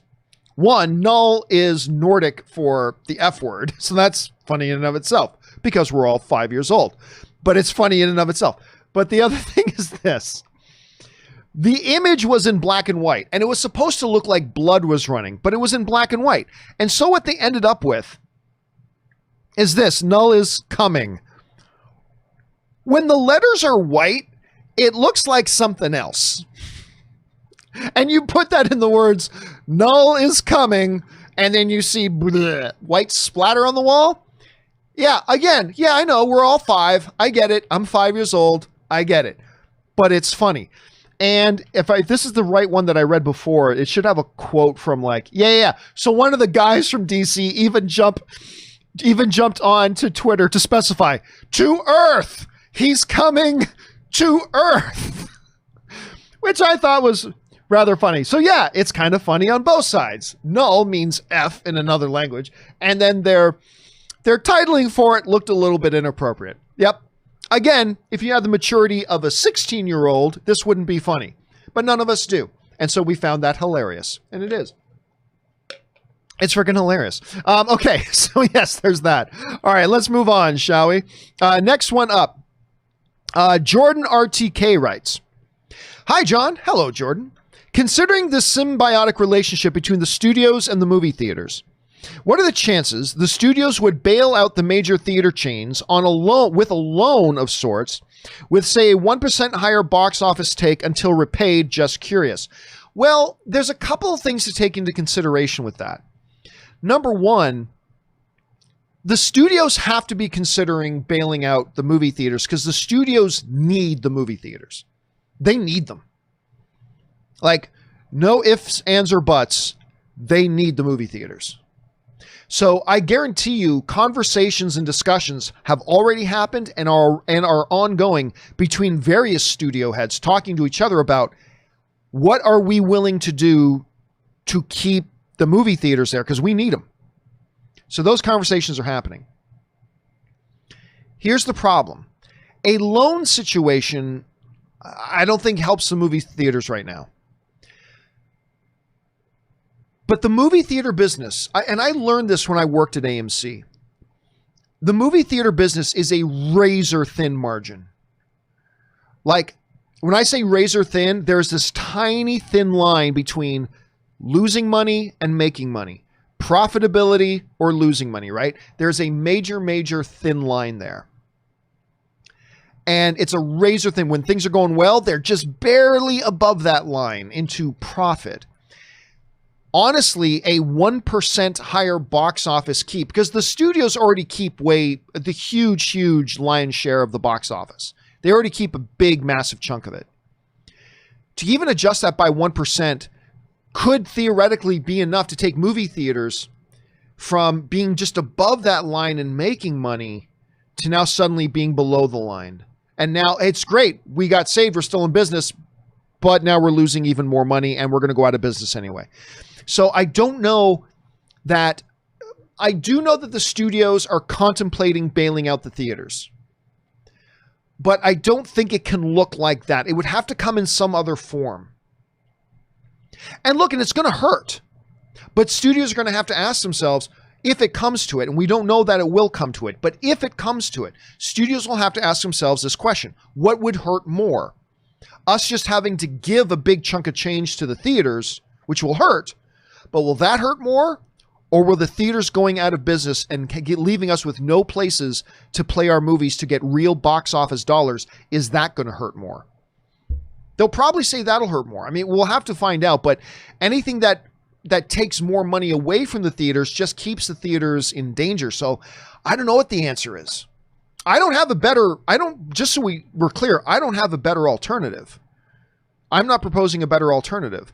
But just that kind of a structure probably wouldn't work out in the long run. It'll probably just ultimately end with the theaters going out of business anyway. John, we're talking 1%. Listen, I'm not lying when I tell you it is a razor thin margin business. People think movie theaters are just making money hand over fist. They're not. It's a tough business, which is part of the reason why the theaters or studios don't want to be in the movie theater business themselves. All right, next up, Mr. TJ Lynn writes, the final scene in United 93 is the single most terrifying and scary moments in film movie history, more terrifying than any horror films I've ever seen. I came out of the movie theater with sweat and a bit paled due to its intense sequences. And I think, TJ, you're speaking to an experience that I've kind of talked a little bit about before. I don't know that we have that experience if 9/11 hadn't happened. Like, if 9/11 was purely a fictitious thing that movies made up, then I don't know that the end of United 93 has that impact on us. But we know it was real. And being real, it does something to our psyche. When we're watching a movie that seems so much more real and tangible, it does something to our psyche that elevates our emotional response. This is a poor example, but I think you'll see how I'm tying it in. It reminds me a little bit of A Quiet Place, the John Krasinski, Emily Blunt movie. You've got alien monsters running around, ripping people apart. None of those were the scenes that made me squirm and screech and have to cover my face. None of those. Alien monster with 5,000 razor sharp teeth ripping people's bodies apart? No problem. The part that made me squeam and screech and cover my face was Emily Blunt walking down some stairs, carrying laundry, and stepping on a nail that was sticking up in the wooden stair. That's the part that made me go, no, no, no, because you saw it coming in the movie. You're like, no, ah! Well, why a nail going into your foot as opposed to monster, 75,000 razor sharp teeth based on sound, ripping your bodies to shreds? Why is that far more terrifying? Because that moment in the movie, to me, is real. That happens. That happens. We've all been outside in the summertime, whether we were kids or adults, and stepped on something sharp, right? So there's something about in our brains, the way our psyche deals with that elevates the emotional response. So when you're looking at something like United 93, and this was real, it goes to a different place. I feel like it takes us into a different place and thus gives us much more heightened emotional responses. So anyway, that's just kind of my 2-bit theory on that. But you're right, man. It leaves you panting, short of breath. It leaves you short of breath. All right. TJ Lynn also writes, over under 5%, that the reason Warner Brothers hasn't spoken about the Ezra Miller situation is because he's filming a documentary like Joaquin Phoenix did a while ago. No, I think it's under 5%. I honestly, personally, and I don't know this for sure, nobody from Warner Brothers has confirmed this because nobody from Warner Brothers is even talking about this. I personally believe the reason Warner Brothers has not addressed the Ezra Miller situation at all is because they've decided that their approach to this is going to be, shh, let's just not talk about it and hope everybody forgets about it. I think that's honestly their strategy. And you know what? It's working. Their strategy's working. I didn't think it would work, but it is working. No one's talking about it anymore. Almost everybody's forgotten about it. So, yeah, I honestly think the reason Warner Brothers isn't addressing it or letting anybody else talk about it is because they want it to just go away. And their philosophy is, if we just stay quiet about it, with all the COVID stuff going on in the world and all the other stuff going on, people will just forget about this. So everybody just goes, shh. And they're kind of right. They're right. No one's talking about it anymore. It's just been forgotten. So they can fire a guy for 7-year-old tweets. And again, I'm not saying they should have fired him. I'm not saying they shouldn't have fired him. It was pretty unacceptable stuff that he was tweeting. But they fire a guy for 7-year-old tweets, but they don't even address what Ezra Miller did. It seems inconsistent to me at best, but it is what it is, TJ. Again, I could go more into that, but again, I put up the video as a standalone video the other day. If you're interested more in my more in-depth kind of thoughts on the situation, the video is up on the channel. You can go see it there. Anyway, thanks for bringing that up, TJ. All right, next up. TJ also writes, what is your favorite Scorsese film? Or that's easy. Pick one. And your favorite James Cameron film? That is also easy. Pick one. Thank you, John. Have a great weekend. Well, my favorite James Cameron movie of all time is also my number one all-time favorite action film. And my number one all-time favorite action film and my number one all-time favorite James Cameron film is True Lies. Arnold Schwarzenegger, Tom Arnold, Tia Carrera, Jamie Lee Curtis. That movie is simply one of the best ever. I love that movie with an unapologetic passion. I love that. It is my number one all-time favorite action film. And it is my number one all-time favorite James Cameron film. My number one all-time favorite Marty Scorsese film is also tough. I mean, you look at films like Casino and many others. He makes great movies. But to me, it's The Departed, which is also the movie that won Marty Scorsese his first directing Academy Award. And it won Best Picture at the Academy Awards, as a matter of fact. And it's a remake of my all-time favorite cop film, which is Infernal Affairs, which is an Asian film. It's a direct remake, and it's my all-time. So I didn't know what the North American version was going to be like. Infernal Affairs is my all-time favorite cop movie. And so he did The Departed, and I love it. I love it. So that is my favorite. So my favorite Scorsese film is The Departed. My favorite James Cameron film is True Lies. All right. Thanks for asking, man. Cinema Reviews writes, I watched The Man Who Killed Hitler and then Bigfoot with Sam. Oh, why am I forgetting Sam's last name? Sam, anyway. The Man Who Killed Sam Elliott. That's who it is, Sam Elliott. I watched The Man Who Killed Hitler and then Bigfoot.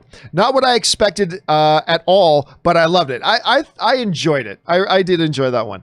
But it's less about the things in the title and more about a guy reflecting on his life. True. The choices he's made and how it affects him. Highly recommend giving it a shot. Yeah, now listen. Here's the thing, though. Although they are fundamentally different movies, I don't know why. But in my head, like, remember we were talking a little bit earlier about when I think of Contact, I actually in my head make a comparison to Interstellar. When I think The Man Who Killed Hitler and then Bigfoot, I make this connection in my head, even though they are fundamentally different movies. For whatever reason, I connect it to the Rutger Hauer film, Hobo with a Shotgun, which is another movie with a completely ridiculous title, right? But for whatever reason, when I think of Hobo with a Shotgun, I think about The Man Who Killed Hitler. When I think about The Man Who Killed Hitler, I think about Hobo with a Shotgun. I'm not sure why. But it is available on streaming now. Go check it out. And I'm glad you liked it, Cinema Reviews. All right. Dan Ketchum writes, Marvel is already planning several shows for Disney Plus. True. If the theaters bite the dust, can't Marvel just transform its upcoming movie projects into Disney Plus shows? Sure they could. And kiss $3 or $4 billion goodbye. Yeah, I mean, yeah, listen. They can do that and then just put it on YouTube. They could, if they wanted to, if the theaters don't open, they could take Black Widow and just put it on YouTube. They'd probably actually make more money off putting it on YouTube than they would putting it on Disney Plus. So yes, but yes, they can do that. They absolutely can do that. They can just take the movie and drop it on like they did with Artemis Fowl, because they knew they weren't going to make any money on Artemis Fowl and it was going to get panned by everybody. So they just dropped it on Disney Plus. They could do that. But again, that doesn't get around the fact that it also means in doing that, they are kissing billions of dollars goodbye, depending on how many projects they move over. Because you get into like 3 movies, 2, maybe even 2 movies, you're counting losses that get into the billions, not hundreds of millions, billions. So yes, they can do that. They'll just have to bend over and take it up the rear. I mean, I just don't know how else to put it. It'll be a royal screwing they're going to take. But they can put it up on Vimeo. They can put it up on YouTube. They can put it up on Disney Plus. Sure, they can do that, but it doesn't take away the ramifications that they are going to lose out on potentially billions of dollars they would have made otherwise with it getting its theatrical release. So they can. It's just not what they want to do. It's not what they want to do. All right, Mr. TJ also writes, one of 2. People still like to ask about fan casting. Yes, they do, but I don't like addressing it because it's part of fandom. I, however, like to do that on collaborative bases. Example, I would love to see Russell Crowe or Denzel directed by Scorsese, DiCaprio by Fincher, Depp by Tarantino. Any film will do. Well, I mean, yeah, that's true. That's true. But to be fair, then that just kind of becomes a little bit of a game of name any great actor and then name any great director. I would love to see Chiwetel Ejiofor in a movie directed by Jason Reitman. Sure, great actor, great director. Go. I would love to see Meryl Streep in a movie directed by Patty Jenkins. Sure, great, maybe the GOAT, actress of all time, and a truly great director. Great. I would love to see Christopher Nolan direct a movie with Brad Pitt and Denzel Washington. Sure, one of the greatest directors, a couple of the great actors. Sure, but it almost becomes a game. It's like you got these 2 barrels, great actor barrel, great director barrel. Just reach in, pull out any things and put them together, and there you go. And there you go. And again, for me, I don't like getting into the, what do you think about this actor playing this role? Because to me, it doesn't matter. All that matters is it a good actor? That's all I care about. So, but I can see why other people enjoy doing that. I get that. I'm not saying other people shouldn't have fun doing that, but if you're going to ask me my opinion's always the same. I don't care.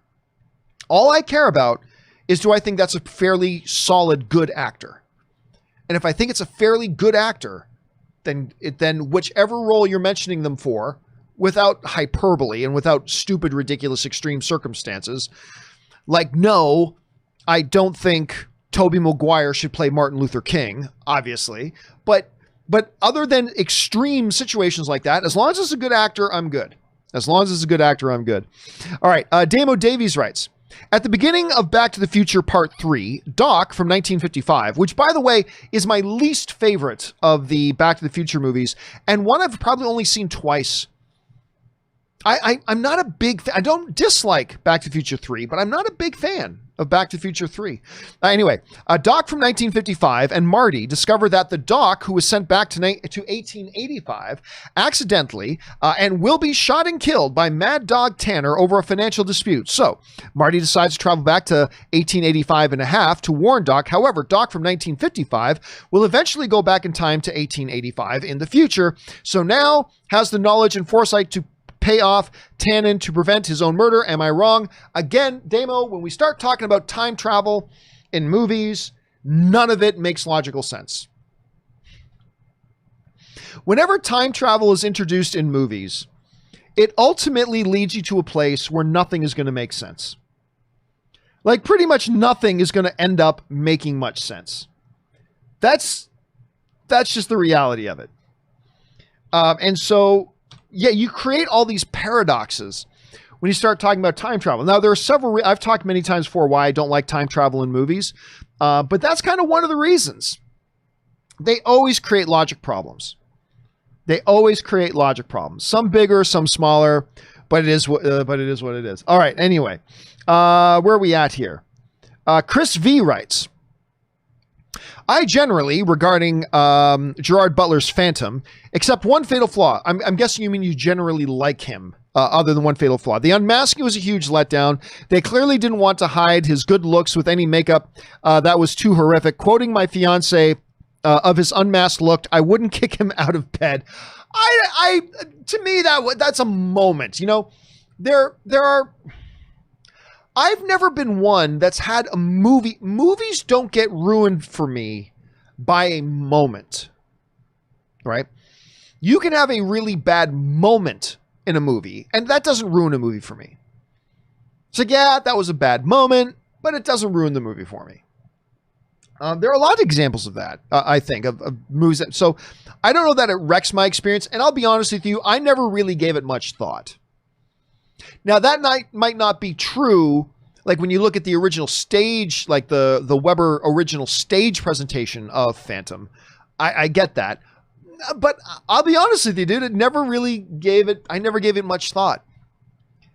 You know what's funny about Gerard Butler, too? And this is weird. Maybe you guys can explain this to me. But I find I become more and more of a Gerard Butler fan with more and more of his cheesy, sometimes bad movies. I don't know why. I just continue to become a bigger fan of Gerard Butler. There's something about him. And by the way, I will always, this movie takes a lot of crap and I don't care. I don't care. He's got a comedy, a romantic comedy called The Ugly Truth that takes a lot of crap. I'm not going to lie to you. A lot of people don't like that movie. A lot of people don't like that movie. A lot of you maybe don't like it, but I don't care. I think it is effing hilarious. If you haven't seen The Ugly Truth, do me a favor, check it out. I think it's outrageously funny, but if you watch it for the first time now, do me a favor and drop me a note at john@thejohncampeashow.com and let me know what you thought of it. I'd be curious to know. All right, let's keep moving here. The Wakandan Forever writes, sports car racing culture and films don't seem diverse.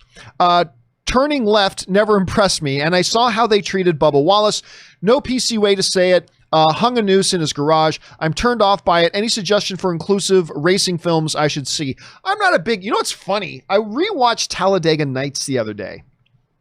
Talladega Nights has never been one of my favorite Will Ferrell. I've always liked it, but it's never been one of my favorite Will Ferrell films. And I know I've always thought people liked it more than it deserved, but I don't know why. But for the first time in like 6 or 7 years, I watched it again the other night. And it was, I don't know why, I laughed way more than I normally do. Anyway, I'm not a big racing fan in particular. The Bubba Wallace situation, though, I would say is this. I wouldn't let that situation turn you off because it was a situation where some asshole out there did something. Some asshole, some lone idiot, moron asshole on their own did something really stupid. I wouldn't let your impression of the sport or everybody who is involved with the sport be painted with that brush. Because when that happened, you saw most of the NASCAR community rally around Bubba Watson. They rallied around him. And I think that speaks more and should be more reflective about the modern racing culture than the actions of one supreme asshole. And I say that not as somebody who's not a racing fan. I don't follow racing. I don't give a shit about NASCAR or Formula One or whatever. I don't give a shit about it. I don't care about it. I don't feel negatively towards them. I just don't care about them. So I'm not a fan of it. But again, I would say be more influenced by how you saw that whole community react to the actions of one asshole, as opposed to being more influenced by the actions of one asshole over the reactions of how the community rallied around Bubba Watson. That's my thought.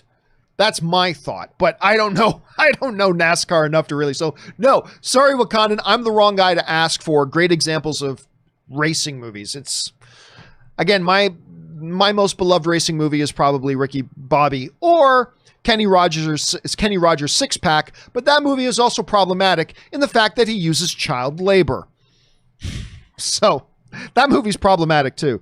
All right, let's see. The Sock writes, my girlfriend and I are going through a breakup. Oh, I'm sorry to hear that, dude. We've been together 2 years and she feels we need to work on ourselves. I've asked why she thinks that we can't do that together. I'm beyond desperate to save our relationship. I'm sorry to bother you with this. I just really think she's the one. If I can't save our relationship, how do I get over this? All right. First of all, it should be noted, I am the wrong guy to ask. I am by no means a relationship expert. So all I will tell you is my experience. All right. All I will tell you is my experience. I think if you talk to anybody over 30, you're not going to get a lot of sympathy. Not because we don't feel bad for your pain. Believe me, we've all been there, dude. That pain sucks. I remember the ending of my first really significant relationship and just being just distraught about it, right? Being just, so I get it. The pain is so tangible and so real, and it feels like the world's falling apart. And I remember, some friends of mine who are the same age as me were like, oh man, that's so terrible and all blah, blah, blah. But then when I would talk to either some older friends or older family members, they were like, pat me on the head and saying, you'll get over it. Like, it's almost like they didn't care.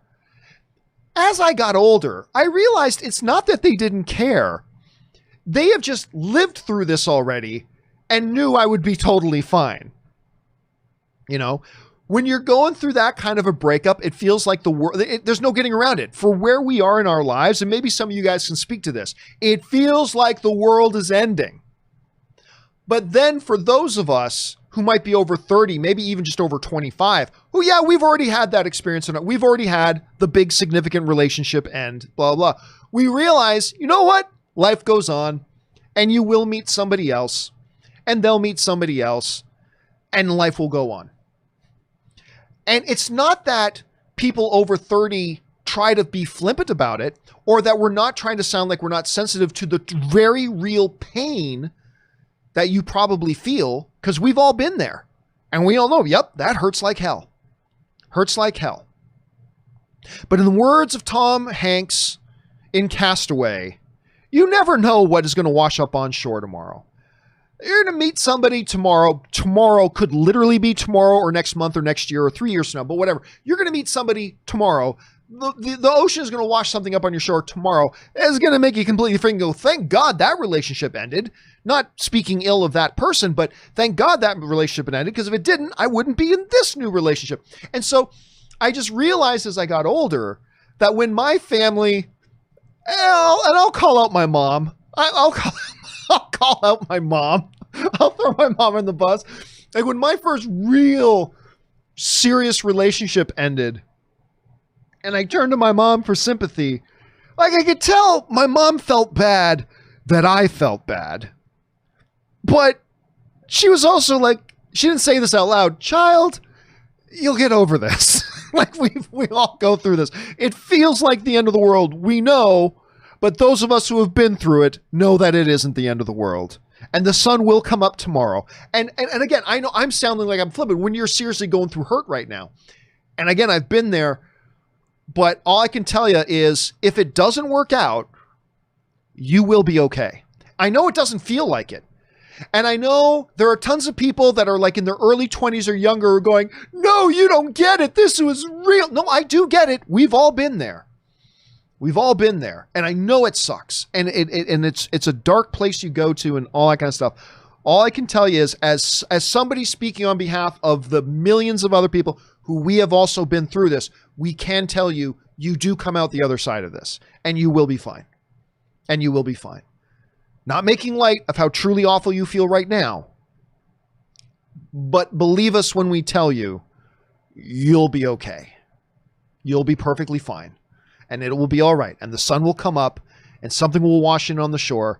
And a year or two or three from now, you'll look back and go, oh my gosh, thank goodness that relationship ended. Not because it wasn't great, but if it didn't end, I wouldn't be where I am right now. You know what I mean? So that's love advice from Dr. Campea, who knows absolutely nothing at all when it comes to this stuff. So anyway, that's my thought on that. Okay, let's move on here. What is next? Next up is Supreme Joseph. I like that name, writes. Tech Talk with John Campea. Here we go. I got a question for you. I plugged in my Rodecaster. Ooh, I use a Rodecaster. Right here, got my little Rodecaster. Let me see if I can bring it up on screen so you guys can actually visually see what it is he is talking about. Let me see if I can do that here. I'm not sure that I can. Oh, I can. There's where Aaron usually sits. See if I can get it here. Okay. This is the Rodecaster right here. Beautiful piece of technology that I use all the time for my audio mixing and a lot of it's a mixer, it's an interface, it's a standalone podcast recorder. It is a brilliant, brilliant piece of technology. I absolutely love my Rodecaster. Love this thing. It's an absolute delight. Okay, so let's get to your question now here. You're talking about the Rodecaster. I got a question for you. I plugged my Rodecaster into my computer. Now I can't hear audio from my computer unless I put on the headphones. Is that normal? Okay. Somebody else asked a very, very similar question to this the other day. Hold on a second. Let me see if I can pull this up here. All right. Somebody asked a very, very similar question to this the other day. All right. Here's what happens. When you plug in a new device, particularly a new sound device, like the Rodecaster or others, the Rodecaster also has built-in audio for you to listen to through it. So I could plug in headphones to the Rodecaster and hear it through there. When you plug that into your USB, what probably happened is your computer went, Supreme Joseph probably wants to use this as the default audio input now and the default audio output. He probably wants to use this for his output as well because, he's got headphones plugged into it, blah, blah, blah. Why isn't the sound coming out of my system? What I would do is come in and get because you see right here, a Rodecaster Pro stereo out. I could select the Rodecaster as my audio out. Go in here and make sure your regular speakers are selected as your audio output. So what you do is you go into the search bar at the bottom, you type in sound and open up your sound settings, your sound device settings. Then look for that thing that says output and then make sure what I'm guessing is when you open it, you're probably going to see that it has this thing. It probably has Rodecaster Pro Stereo probably is selected by default as your audio output. Find whatever is your actual speakers device, select that, and it should then work properly. Make sure input is still kept to your Rodecaster Pro so it knows to receive audio from it, but change your output settings to your regular speakers and you should be good to go. Somebody else wrote in a question very similar to that a few days ago, so hopefully that addresses your issue, Supreme Joseph. All right. Next up, B. Wayne, New York writes, John, so I just saw an interview on ESPN where Jamie Foxx confirmed that he's going to do a Mike Tyson biopic movie. He even showed a picture of himself training at 215 pounds. He looks amazing, just like Tyson. Your thoughts, stay healthy. Best to Aaron and Rob. Well, B. Wayne, actually, we made that before the John Campea Show went on hiatus a few weeks ago. That was one of our main topics. We spoke specifically. So if you want to hear me go more in depth into that, go into my YouTube channel and just look up Mike Tyson. And you should find the standalone video of us just talking about this particular subject. But I will tell you briefly what I said in that video. I have my doubts. I'm not saying it won't happen, but they have been saying for years that they're going to do this movie. Like for years, they've been saying they're going to do this movie. And we still have no movie. Now, Jamie Foxx is saying, yeah, it's moved along. Remember, the studio hasn't greenlit it yet. It hasn't got the official green light, but Jamie Foxx is saying they're going to do it. Well, that's great. I still have my doubts that's going to happen. I would very much like to see this movie, but I said before and I'll say again, a Mike Tyson biopic poses the same kind of problems that a Michael Jackson biopic presents, which is there's a lot of controversy in there, and you're running the risk of pissing off a lot of people depending on which side of the controversy your documentary comes down on. And so while I hope it happens, and while I think there is more of a chance that it happens now than there was a few months ago, I'm still a little skeptical. I'm still a little bit skeptical that it'll actually happen. But listen, Jamie Foxx is even with an Oscar, I think he's underrated. Jamie Foxx is a tremendously gifted actor. And I think he would do a great job playing Tyson. Who knows? Whether it happens or not, I don't know. But I'm totally down to see it, B-Wayne. Again, if you want to see us talk a little bit more in depth about it, go and find that video that we did a few weeks ago. And hopefully that'll be a little bit more illuminating. All right, next up, 50 Shades of Geek writes, the rumor of Disney erasing the sequels / making them non-canon comes from some random YouTuber named Doomcock. Sounds like a totally legit source to me. I'm kidding, of course. Yeah, I mean, we've seen that. There's this totally fake rumor going around that Disney's going to eliminate all the sequel trilogy from Star Wars and take them out of canon. No, they're not. No, they're not. They're never going to do that. Never say never. Stranger things have happened in the world. Highly unlikely. And actually, I don't think that's the actual source. I think the source is actually Cosmic Book News. I think they're the source. I could be wrong about that too, but I think they're the source, and you should never believe any scoop from that particular outlet. Not that they don't do other great things, but you should never believe their scoops. So yeah, you guys have probably seen that running around. That don't believe it. It's total BS. It's totally fake. It's just something that a lot of people would like to see, but don't believe it. Don't believe it at all. All right, Glenn Tracy writes, I think Fox missed a trick with the Predator franchise. Could you imagine a Predator movie based as a horror movie? An invisible superior being that just wants sport to hunt. In my opinion, the sequels neutered what the Predator could have been. Well, I mean, listen, I'm not the world's biggest fan of Predator 2 either. It's got some upside. But I'm not the world's biggest fan of Predator 2 either. But what you just described was Predator 1. An invisible, like basically a horror film, an action horror, an invisible superior being that just wants sport to hunt. Well, that's the first movie. They did that one already. I was so excited for the Shane Black Predator movie that came out last year. I was so excited for that because the premise of Predator is so cool. It's such a cool idea that could be a lot of fun. And by the way, the one Predator movie they did with the Academy Award winning actor from The Pianist, why am I freezing on his name?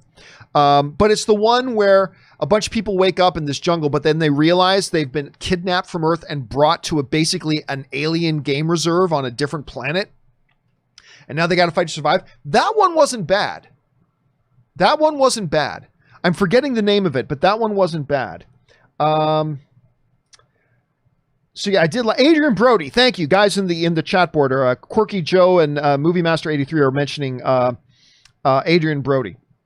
Yes, the one with Adrian Brody. I still can't remember the name of the movie though, but Adrian Brody, Academy Award winner, great. That was a fun little movie.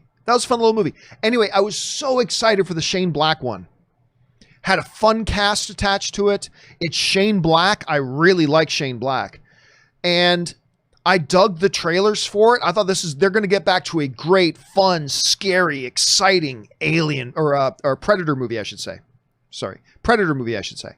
They're going to get back to this great, scary, action-packed, thrilling kind of, with a little bit of Shane Black-isms in it, right? Jack Black is totally different. With some Shane Black-isms thrown in there. I thought it was going to be so good. Oh my God, that movie was so bad. And if you guys remember, when I was still back at Collider and running Collider Movie Talk, when it was still a thing, and the news first came out, I was so positive that movie was going to rule. I was so positive that Predator movie was going to be awesome. I didn't just hope it was going to be awesome. I was convinced it was going to be awesome. And it's so bad. It's so bad. So I think, Glenn, along the way, they've dropped the ball on Predator. in a lot of different ways. Okay, guys. Hey, look. We've been going for an hour and 48 minutes already. So I'm going to take just a quick, short, couple of minute break here. I'm just going to stretch the legs, rest the vocal cords for a minute. I'm going to go refill my drink. So give me about 3 minutes or so to go and do those things quickly. Hang tight, talk amongst yourselves, run and use the bathroom yourselves, and then we will be right back and we'll get picked up with Ryan's question, Thanos, and on. So hang tight, guys, and we will be, indeed, right back.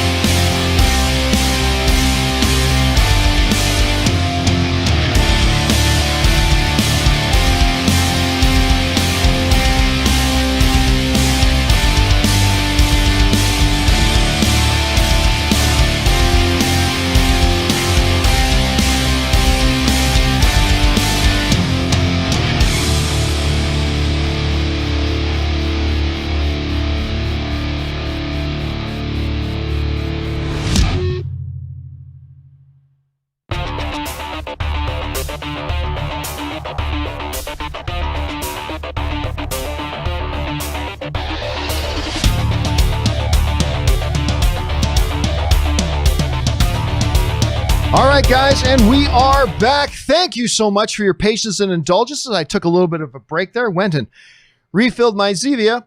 Zevia, sponsor me, you sons of bitches. Anyway, let's now move on to the live questions. All right. Ryan Lohner writes, just rewatched Last Crusade and I realized the ending has a character named Elsa not being a ha to let it go. Let it go. I can almost reach it. Let it go. You're right. Never thought of it before, Ryan. Yet another reason for me to love. By the way, that's my favorite Indiana Jones movie.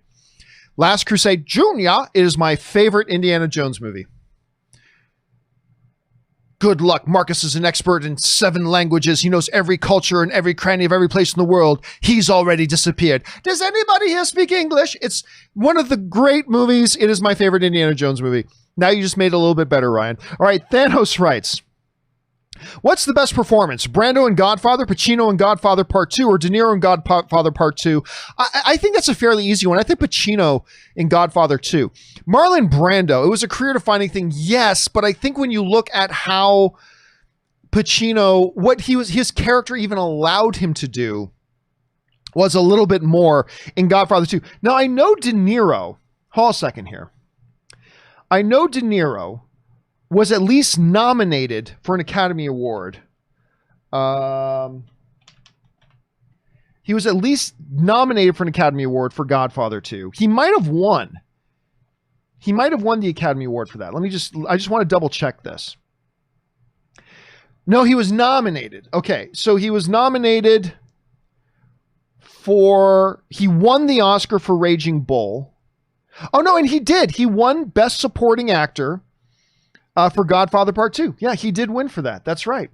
But I would go Pacino in Godfather Part 2. Again, partially because I just think his character had a lot more for the character to do. So while all three of those are definitely iconic, Thanos, and one of the greatest films of all time, I think I got to go with Pacino in Godfather Part 2. Great question, though. Excellent question, Thanos. All right, next up. Tyson E. writes, I hope everyone is staying safe out there. I cannot wait until DC fandom. It's going to be interesting. My biggest hope is that we will get a Man of Steel 2 announcement. Also, it would be nice to finally hear from the new chief, Walter Hamada. Happy 4th, guys. While I do believe a new standalone Superman movie with Henry Cavill and J.J. Abrams, I totally believe that's coming. I've heard that that's what's coming. I don't know for a fact that it's coming, but I believe it. I believe that is what's going to happen. I can't say definitively it will, but I do believe that's happening. But I don't think we're going to hear about that for another couple of years.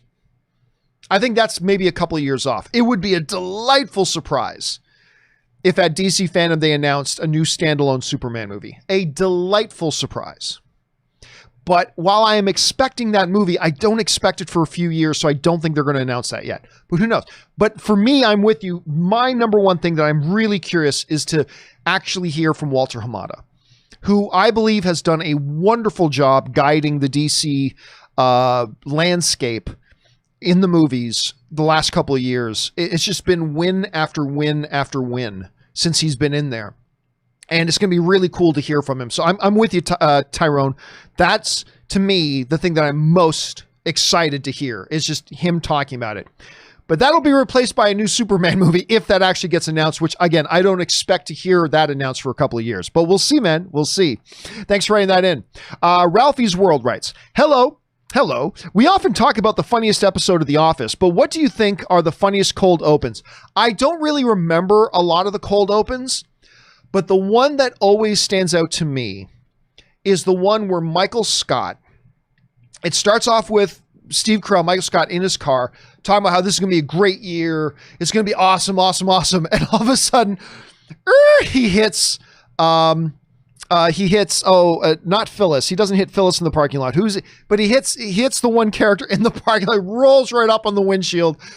To me, that's the greatest cold open ever. Anyway, let's see. We often talk about the funniest episode of The Office, but what do you think are the funniest cold opens? I think in no particular order, Kevin's Chili is great.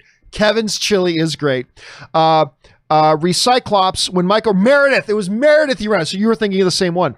When Michael runs over Meredith and when they get penises on the billboard. Yeah, Kevin's Chili, man, that might even be better than the hitting Meredith. I'll still stick with hitting Meredith though. Because it was so out of nowhere. Yeah. When I think about The Office, I can remember a lot of the cold opens, but I don't remember them as being cold opens, right? Like when I look back at The Office, I can't, like when I think of this, like even Kevin's Chili, I don't remember that being one of the cold opens. I remember it being in an episode, but I don't remember it as a cold open. But the Meredith one is the one I always think about. Those are good ones you brought up there, Ralphie. All right, Ralphie's World also writes, Hello, John, did you know in the 1980s, Bill Paxton and his friend Andrew Todd Rosenthal, formed a new wave band called Martini Ranch, and the music video for their single called Reach was directed by none other than James Cameron. I have never heard of such a thing, and I don't normally do this, but I have to take a second here. What was the name of the band? Martini Ranch, and it was called Reach. All right, let me see if I can find this on YouTube. Martini Ranch official video, Bill Paxton, Andrew Todd, director James Cameron. And it looks like it's an old... Wow. They've even got in it. Okay, this looks really... You got a Mexican mariachi band with guitars. All right. I'm going to have to watch this at some point. Nope, Ralphie. I had never even heard of this, but now I got to go. It looks truly awful, but I'm going to have to go and check that out in a second. All right. Thanks for pointing that one out to me, Ralphie. Next up, Everything Entertainment Rights. Forgive me for potential ignorance because I don't know the studio corporate hierarchy, but could it be the difference is that Warner Brothers just left the firing decisions to producers, writers of Flash in Sawyer's Case and Hamada Muschietti for Ezra Miller? Here's the thing. I've seen a lot of people write stuff like that. It's like when we're talking about why does James Gunn get hired after writing a whole bunch of really inappropriate tweets? And I'm glad that they did. Don't get me wrong.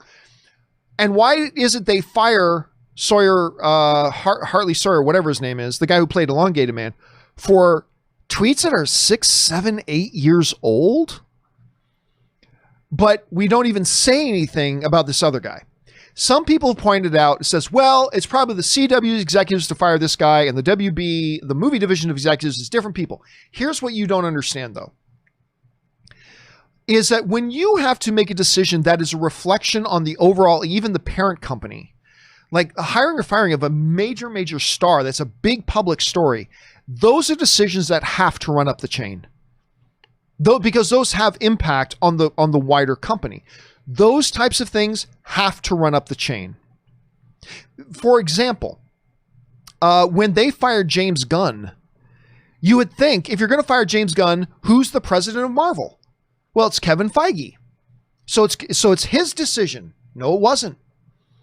It ran up over his head and it went all the way up to Alan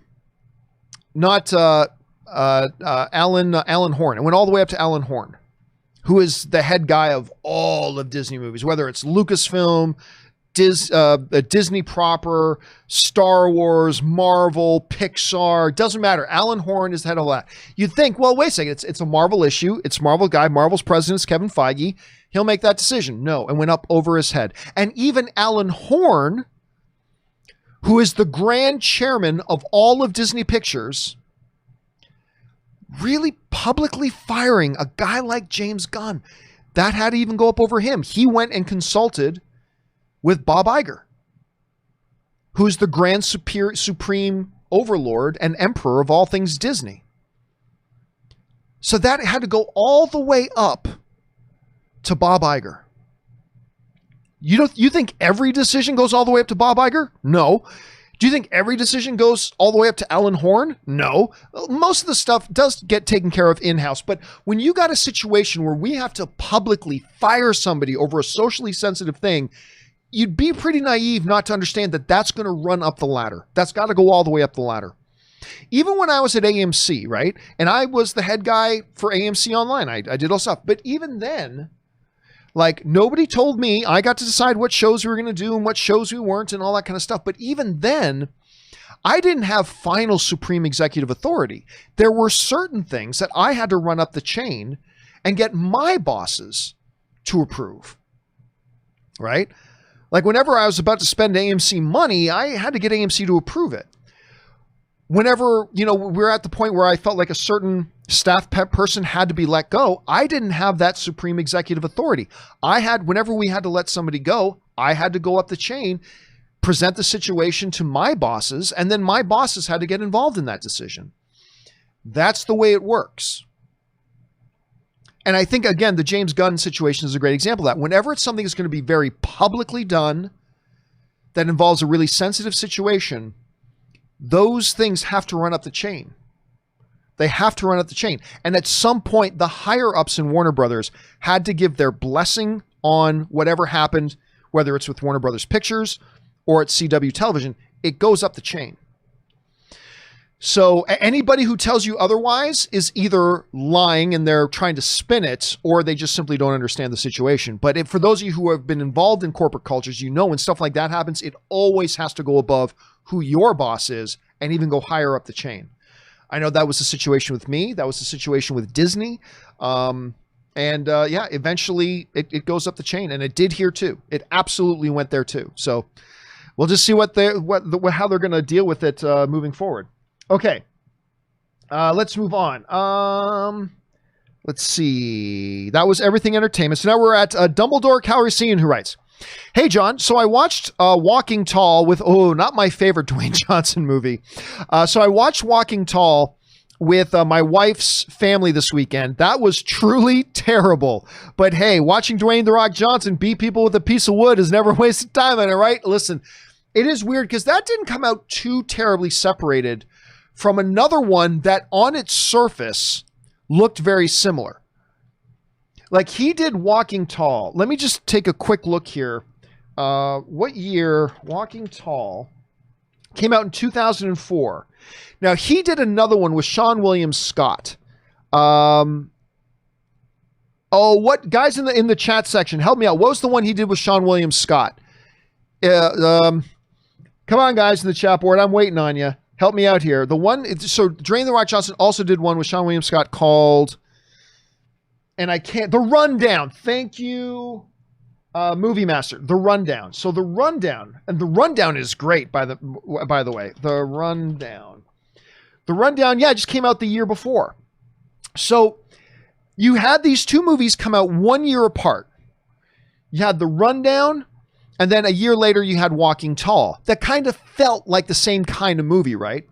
Only The Rundown I thought was really good. There's this great iconic line in The Rundown. Where I come from, you don't take a beer out of a man's fridge without asking permission. It's just one of the great lines. It's one of the great lines that Dwayne Johnson has ever given in a movie. Walking Tall, yeah, was not so good. Walking Tall was not so good. It's always fun seeing Dwayne Johnson beat people up on screen, but you can do that in a good movie, you can do that in a bad movie. Rundown, good fun movie. Walking Tall, I'm a big Dwayne Johnson fan, but I'm more than happy to forget about that one. Okay, anyway, thanks for that, Dumbledore. Next up, Brandon writes, "Hey, John, happy 4th. Thank you so much, Brandon. So we got the chance to screen Hamilton on Friday, and what a masterpiece. The music, the choreography, everything was awesome. My question for you is, would this Broadway show translate on the big screen? Thanks." Well, remember, this was supposed to be on the big screen.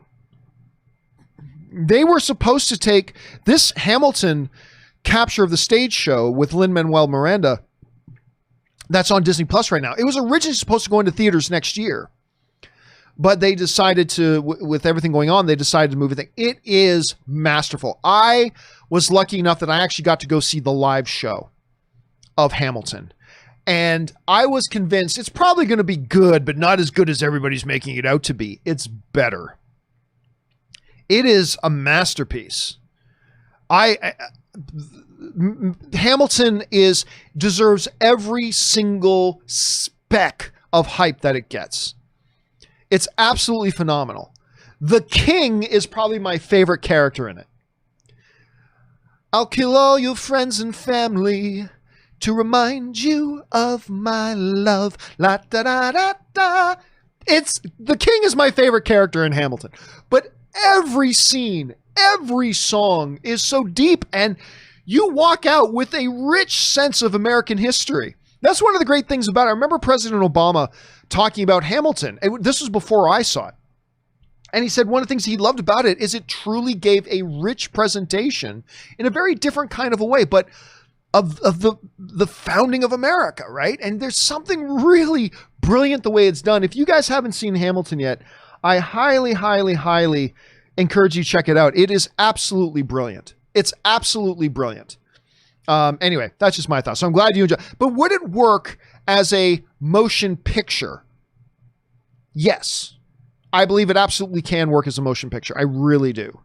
It would be very different from the stage production. But yeah, I think, and if you guys haven't seen it yet, if you have Disney Plus and you have not seen this Hamilton thing yet, now's your chance. Go watch it. Enjoy. It's so different. It's so wonderful.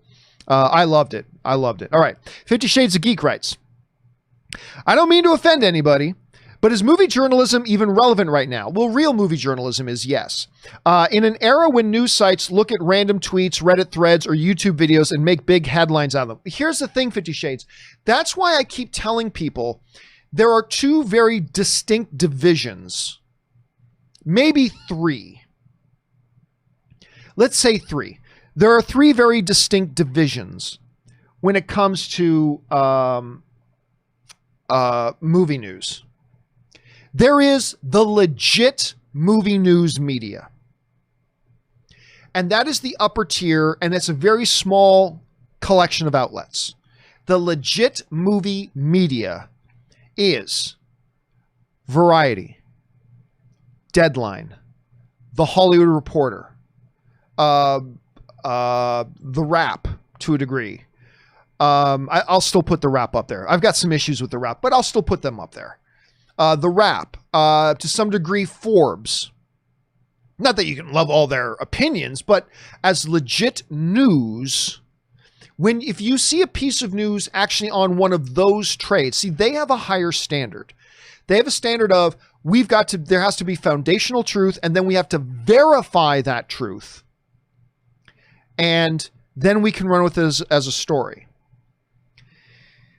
They always avoid the sensational, like, did you hear that Star Wars is like Disney's going to cancel the 3 most recent Star Wars movies? That's why you don't see that. The reason you don't see that news on those outlets is because it's not true.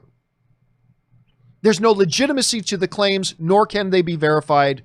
Therefore, we don't run it. And I would say that when you look at those types of outlets, now, are they always 100% correct? No, but they are in the high 90s.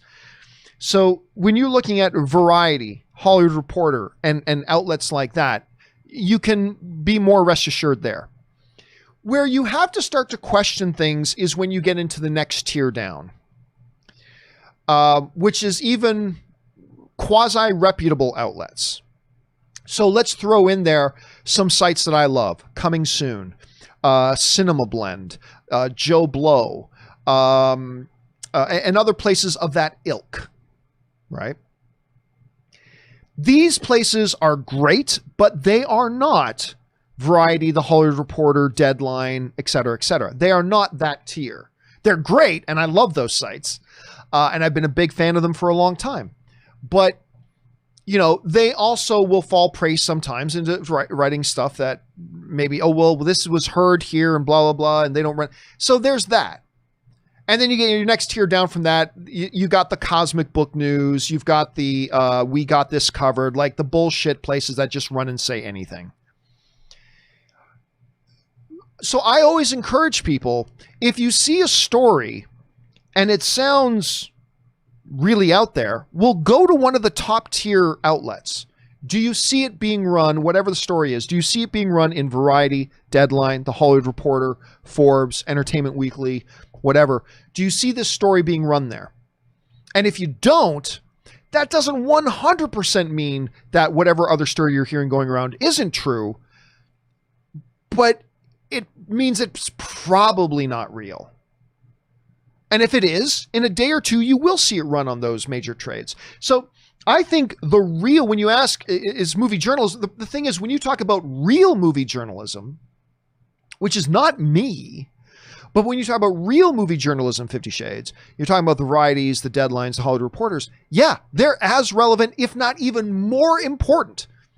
With all the fake BS that gets spread around every single day, like seriously, there's like 3 or 4 ridiculous fake stories that get circulated every single day. As those places become more popular and proliferate their nonsense, the places like the real stalwarts, like the ones we've mentioned already, those ones become even more relevant and more important. They may not have the opinions that we like. They may not, do everything correctly, but, they check, double check, triple check, and make sure something is actually factually true before they run something. I remember when the Hollywood Reporter, they were the first major trade to come out and confirm what I had been saying about Ben Affleck was no longer going to be Batman. And the Hollywood Reporter came out and they verified it. They had verified it through several major sources that they have close in the inside verified, and yet everybody still screamed at them that they were fake news. Wasn't fake news. Turned out to be true. And again, so like these major trades aren't always 100% accurate, but always go to them first. Or when you hear an out there story, then go to the major trades to see if it gets verified there. If it gets verified there, then you can be pretty good on it. Anyway, that's just my thought on that, 50 Shades. All right, 50 Shades also writes, this is why only fools are heroes, because you never know when some lunatic will come along with a sadistic choice. Save the girl or suffer the children. That's from Spider-Man. That's Willem Dafoe in Spider-Man. I love that line. I love that line. Nice one. Brought up 50 Shades. All right, Dan Ketchum writes, did you see that Walmart is... Yes, I did. This is interesting. Did you see that Walmart is turning 160 of their parking lots into drive-ins? If successful, they might do more. They certainly have the locations and space to do this on a big scale. Could Walmart save us all? Maybe. Actually, I'm going to a drive-in in just about an hour. I've got to end this show within the next 45 minutes because Ann and I are going to a drive-in today. We're going to the Rose Bowl to go see the Tom Hanks classic Apollo 13. Now, if you're saying, John, isn't it still daylight out? Yes, but they've set up a giant LED screen where it doesn't matter if it's daylight out. It's not a projector. It's a giant LED screen. I've seen pictures of it. It's amazing. So they're running movies through the day. So you can watch movies in the day and at night. So Ann and I are going to go check out Apollo 13 today. Yes, see, a lot of people have been asking, Dan, why don't movie theaters just convert their parking lots or whatever? Because most movie theaters don't actually own their property. Most movie theaters today aren't standalone buildings. They're like part of complexes or in malls or attached to other things, and they don't own the property to set up their parking lots. It's just not logistically possible. But Walmart, they can. So I don't know how this is going to work out, Dan, but I'm going to be cheering for them. I'm going to be cheering for Walmart to make this little experiment of theirs successful.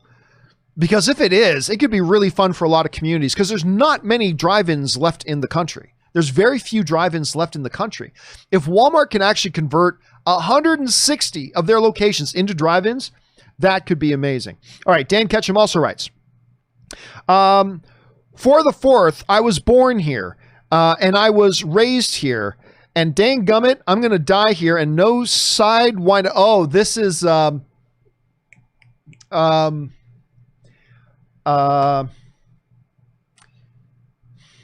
this is Jack from not Once Upon a Time in the West. Why am I? Blazing Saddles. This is from Blazing Saddles. Sidewinding, bushwhacking, hornswoggling, cracker croaker is going to roll my biscuit cutter. No matter how effed up things are, we always have Blazing Saddles. And yes, the name of the actor was Jack. I'm forgetting the name of the actor who actually said the line. But it was a great thing. Seriously. Still one of the greatest comedies of all time is Blazing Saddles. Still one of the greatest comedies of all time. Western spoof. It's, oh God, I don't know that anybody could possibly make that movie today, but I laugh myself so hard whenever I see that movie. Nice quote, Dan. All right. Russell Amador writes, hey, John, it looks like Gilbert Burns is out of the main event against Kumar Usman for the testing positive for COVID-19, which is a huge bummer. Do you think Colby or Jorge will fight for the title? I say them to because out of the top 5, they're the only ones available. I don't think Usman's going to fight at all. Here's the reason why. It's only 1 week away. I don't think Usman's would. Number one, Jorge Masvidal has screwed himself out by trying to play hardball with the UFC, so he wouldn't get it anyway. Covington, we just saw Usman beat up Covington, so I don't see them going to him anyway. But even all that out of it, the fact is the fight is only 1 week away. I do not think Usman would agree to a fight with a new opponent only 1 week on 1 week's notice. I don't think he'd agree to a new opponent. Unless they made it like a non-title fight, because that's just not fair. If you're the champion, you have to be able to prepare for who your opponent is. And hey, maybe make it a non-title fight. And then maybe just get Usman in there to fight and perform. Maybe he would accept that. But I just don't see how Usman would agree to put his title on the line against an opponent that he was completely unprepared for, because he's been training for a while for Gilbert Burns. So I don't think they fight for it at all. I don't think and Usman didn't get on the plane. Usman didn't fly to Fight Island. UFC's already announced that they're going to reschedule that fight for a later date. So we still got the other 2 title fights, which are going to be great. But yeah, that one is unfortunately off the table. All right. John McKinney writes, what is the best thing to do when there is a movie that you're not interested in seeing? See in theaters or wait till it comes out on home video streaming service. Either way, you're giving the movie a chance. Let me say this very clearly, all right? Because this is important. Movie fans don't owe movies anything. You don't owe any movie a chance. There is no movie out there that you owe giving a chance. Oh, you should just give the movie a chance. Okay, then go see every single movie. Well, of course we don't go and see every single movie. You don't have the time or the money for that. So you make choices based on, does this movie look like something I'll be interested in? Does the premise sound good? Is the trailer good? All that kind of stuff. What is the best thing to do when there's a movie that you're not interested in seeing? Save your time and money for a movie that you are interested in seeing. It's just that simple. You don't owe any movie to give it a chance. If a movie failed to get you interested by either the premise of the movie, the people involved in the movie, or the trailer for the movie, if they did all of that and they failed to get you interested in it, then you do not owe them giving it a chance. Just don't see it. And save your time and money for another movie that did get your attention with its premise, its trailer, or the people they have involved. Go and give that movie your business. Now, if you become interested in it because there's great word of mouth and great reviews that gets your interest, great. Great. But you don't owe movies anything. Like, that's what I'll say to people. Well, you should at least give it a chance. Oh, so you're telling me you go to see every single movie that hits theaters? Now, if it's a film critic, maybe the answer to that question is yes, but the average film fan does not do that. Even hardcore film fans don't do it. So you're saying you go to see I don't go to see every single one. Well, then you're breaking your own rule. You're not giving those movies a chance. No, you don't owe a movie anything. It is a movie's job and a studio's job and a distributor's job to get you interested through the premise, the people involved, the trailer. And beyond that, maybe it doesn't look so good, but we know the movie's great, so let's get critics to see it early and let them talk about it. So maybe that gets you interested. But it is the studio's and the distributor's job to get you interested. The reviews, trailers, whatever. And if they fail to do that, the best thing to do is don't go see it. Maybe later on, if you hear a year later that it was actually great and now you can watch it on home video, okay, maybe then you do it if it gets your interest that way. But if a movie doesn't have your interest, don't give it your business. It's just that simple. It's just that simple. You don't owe any movie anything except the cost of an admission to go see it, if it interests you enough to go see it. So that's my thought on that, John. That's my thought on that. Thank you for asking, man. All right, Stan Marsh writes, one of two. As I mentioned before, that if Disney did a live-action remake of The Hunchback of Notre Dame, I always believed that Alan Rickman was the guy to play Judge Frollo.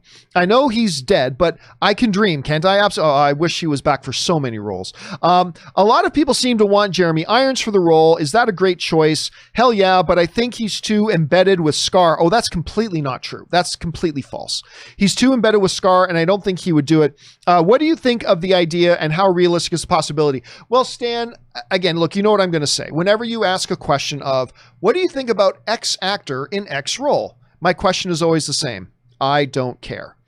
All I care about is it a good actor? Jeremy Irons is a great actor, so I'm cool with it. But you can name 60 other actors, and I'd be totally cool with them playing Frollo as well. So it doesn't really matter. The one thing I will address, though, is if Jeremy Irons is too embedded as Scar, no. Being great in one thing does not preclude you from being great in something else. It does not excise you from the conversation of being in another great thing. And that movie was like 25 years ago. So no, I think if for whatever reason, and there's maybe 20 or 30 other people who would do an even better job and might be even a better fit for the role than Jeremy Irons. But if for whatever reason, the studio wanted Jeremy Irons and Jeremy Irons wanted to do it, I do not think there's any reason to believe that, oh, he's too embedded as the voice of Scar. Well, if that was the case, then he wouldn't have had any career after the voice of Scar, after doing Scar. And that is simply not true. He's had a great career since the time of Scar. So I think it would be perfectly fine. I think it would be perfect. Again, I don't care if Jeremy Irons plays the role or not. All I'm saying is, to your point, if he was cast in it, I don't believe for a single second that, oh, well, he's only Scar. I don't think that would be an issue. I really don't. I really don't think that would be an issue, Stan. So I think if they did cast him, I think you can breathe easy. I think you can take a deep breath and not worry about it, because no, I don't think that would be a problem at all. All right, Jeremy Lynch writes, sends in a $20 tip. Thank you for that, Jeremy, for supporting the channel on that level. If there is a question in here, then it will be segmented out in its and put up as its own video on the channel in the next couple of weeks. Keep your eyes open for that. All right. Hey, John. I really enjoyed what you had to say about Fred Rogers during one of your open mics last week. I was wondering if you could cut out that part of your show and make it into a standalone video. I'd love to share it with friends and family. Thanks. Well, here's the thing. I'm not going to go back and hunt through my videos and try to find that and then segment it out. There are two things you can do, though. And thank you for the kind words, by the way. But there are two things you can do. Number one is just search for my review of, it is profanity laden, I will admit. However, just go and look for my review of the Won't You Be My Neighbor movie review. Just do a quick search for that. I think that's the name of I always mix up the name of the Tom Hanks movie and the documentary. Yes, it is Won't You Be My Neighbor is the documentary. For those of you who don't know what we're talking about, let me bring it up on screen here. This is the Won't You Be My Neighbor documentary, which is fan-effing-tastic. It's life-changing. To me, the movie is life-changing. Not everybody will feel the same way, but to me, the movie's life-changing. So the best thing you can do is go and look at, because I really do express all my thoughts in that full review. The second thing you could do is you can just download there's lots and lots, just Google it. There's tons of sites that let you download YouTube videos. So if you really want that clip, what you can do is just use one of the many websites online that allow you to download a YouTube video and then clip it out yourself. So yeah. So again, the number one best option is just go and find my review of that movie. The second best option is, if there's a clip you really want, just go download it and clip it yourself and share it to your friends and family. It's the fastest, easiest, most convenient way to do it. But again, I think my full review is probably the best option. And we thank you for that, Jeremy. I appreciate that very much. And thank you for supporting the channel on that level, man. I appreciate that. All right. Let's see here.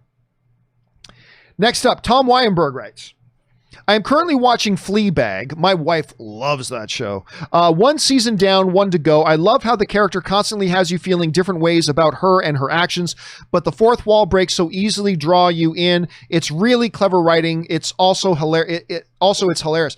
I have not watched the series. I've watched an episode or two. I've not watched the series. The episode I actually saw the series finale, which is not, but in my defense, I didn't realize it was the series finale I was watching. Like, Ann and Kaori watched that whole show together, and they loved it.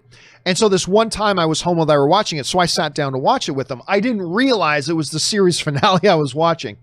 So it was a little bit different from the rest of the series, but I've heard nothing but great things. It's won all kinds of awards. And now the creator and the star of that show is now also she did a bunch of writing for the new James Bond movie as well. Her career is taking off. I've heard nothing but glorious things about it. At some point, I'm going to need to sit down and watch it myself. Thank you for adding to the recommendation list, Tom. Appreciate that. All right, Joshua Stevens writes, one of my favorite scenes. I need your help. I can't tell you what it is. You can never, this is the town. You can never ask me about it later, and we're going to hurt some people. And then Jeremy Renner says, whose car are we taking? It's great. So Ben Affleck comes in. I need a favor. Can't tell you what it is. You can never ask me about it later. We're going to hurt some people. And it cuts to Jeremy Renner. Whose car are we taking?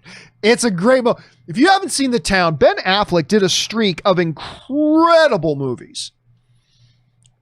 From Gone Baby Gone, The Town, Argo, which he finally won Best Picture for Argo. But he did like his first 3 movies are all crushed, knocked out of the park. The Town doesn't get enough attention. The Town deserves more glory. I think that movie's fantastic. And the dynamic between Ben Affleck and Jeremy Renner is fantastic. Batman and Hawkeye together on screen. Their dynamic together is fantastic. If you have not seen that, do go check it out. It's great. So nice quote on that one, Joshua. I love that one too. Let's see here. Mr. TJ Lynn writes, John, I was wondering, if someone like sends in a really long tipped question, like 10-part questions, listing his or her top 50 movies of all time, would you read it? Must be very tedious, right? Yeah, I'd read it. Listen, I like reading. A lot of people send in like their top 10 lists or whatever. And sometimes when they want to send in like top 20, they'll break it into 2 separate messages and they'll tip and support the channel twice, which is great because when they support the channel, that helps us bring the show to everybody.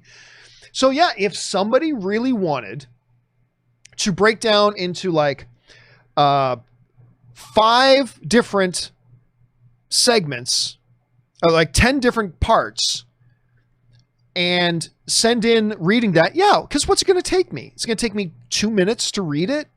And I actually get a real kick out of reading people's lists. I really enjoy and some people come up with some really creative lists. Like sometimes they write in like, yeah, my top 10 favorite movies of all time. And I like reading those, but sometimes they get a little bit more specific, like top 10 movies about fathers and sons. Ooh, that gets me excited. Top 10 movies where, the mother dies at some point in the movie. Ooh, that's really interesting. Like, so I actually get a kick out of people's lists, even when they're general, like my all-time favorites, period, or my all-time favorite comic films, or my all-time, but then I really like when they get specific as well. So yeah, I mean, if somebody wants to support the channel while sharing their list, I like both of those things. Supporting the channel, obviously, and I really like when people share their lists. I think lists are a lot of fun. I don't do many myself, but I love reading people's lists. And so, yes, if somebody wanted to send in a 10-part question, I would read it for sure. Because what's the worst thing? It takes like 2 minutes to read, 3 minutes to read, and it's a lot of fun and it gets people talking. Quite often, when people write in, a list, when I then turn my eyes over to the live chat board, I see everybody talking about the list. Everybody talks about this. Oh yeah, I like that one. Oh, that one shouldn't be on there and blah, blah, blah. So yeah, I totally would, TJ. In case you were asking for yourself, I totally would. All right, John Klobucher writes, question, what do you call a row of bunnies hopping backwards? A receding hairline. A receding hairline, ladies and gentlemen. What do you call a bunch of bunnies walking backwards? A receding hairline. That gets our drum shot of the day. There you go. All right. Thanks for sharing, John. All right. Next up, Kazam writes, with everything going on with Fisher at the moment, do you think we'll see Cyborg again in the DCEU, except in the Snyder Cut, in his own film, HBO Max show, or appearing in other movies like Flash or Shazam 2? Hard to say. Again, like we said at the beginning of it, everybody's going to have a strong opinion, but nobody actually knows what's going on. And I have 2 trains of thoughts. I have my one opinion if the situation turns out to be A. I have a totally different opinion if the situation turns out to be B.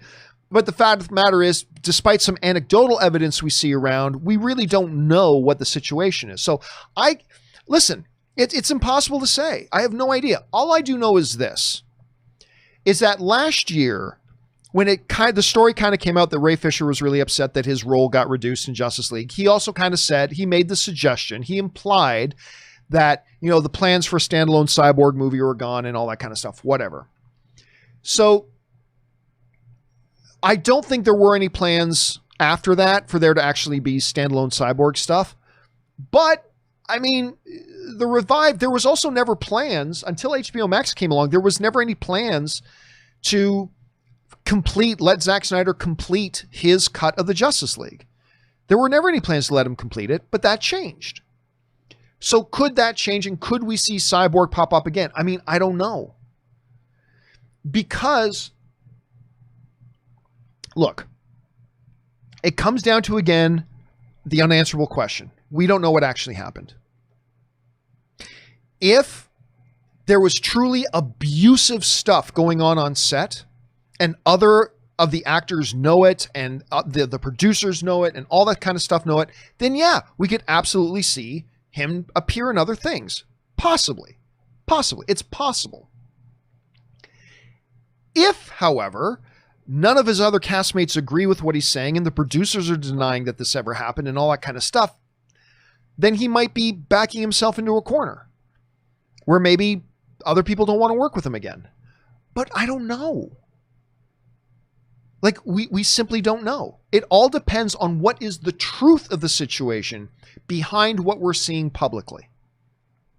And we can all form our opinions, but none of us know what is the truth of the matter behind the scene.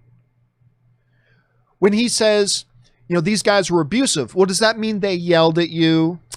Were your feelings hurt? Or was it mean like, you'll never work in this town again, and they belittle him and whatever in front of other cast members, and maybe physically abusive, like throwing his bagel at him or overturning a table in his direction, whatever? Then that's a totally different situation. That's way more serious. But we don't know what it is. So if it's one thing, other people may never want to work with him again. If it's the other thing, then yeah, very well, we could. The possibility exists we could. But until we know what that behind the scenes truth is, which we simply don't know, until we hear what that behind the scene truth is, it's impossible to answer that question. Because I'll tell you what, listen, Joss Whedon, I'm a huge Joss Whedon fan, but Joss Whedon's got a new show he's supposed to be coming out on HBO, right? If it turns out that the behind the scenes truth is that he was like legit abusive, which hasn't been corroborated by anybody else. But if that turns out to be true, well, guess what? We're not asking the question anymore about is Ray Fisher going to get more work with Warner Brothers? The question is going to shift, and rightfully so, to is Joss Whedon going to get any more work with Warner Brothers? And rightfully so. But we don't know what the behind the scenes truth is. So it's impossible to answer the question. We'll have to see, man. We'll have to wait and see. Okay. Let's see here.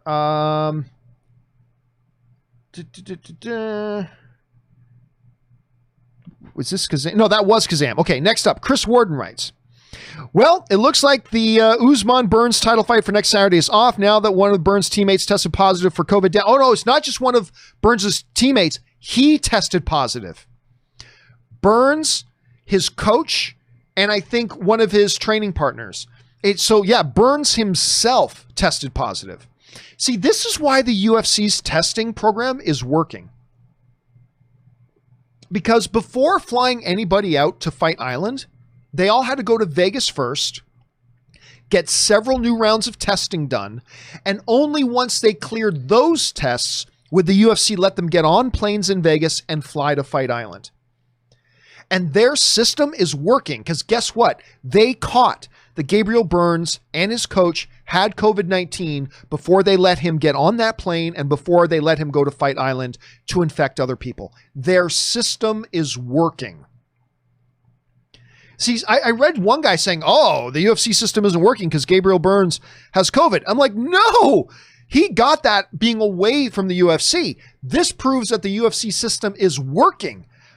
Because now everybody who goes to Fight Island, all the competitors, all the coaches, all the training staff, all the broadcasters, they can all feel with relative assurity that no one else there has COVID-19. They're not going to catch anything from anybody because the UFC is being so strict and so careful and so tight on their testing and monitoring and isolating before they let anybody else go to the venue.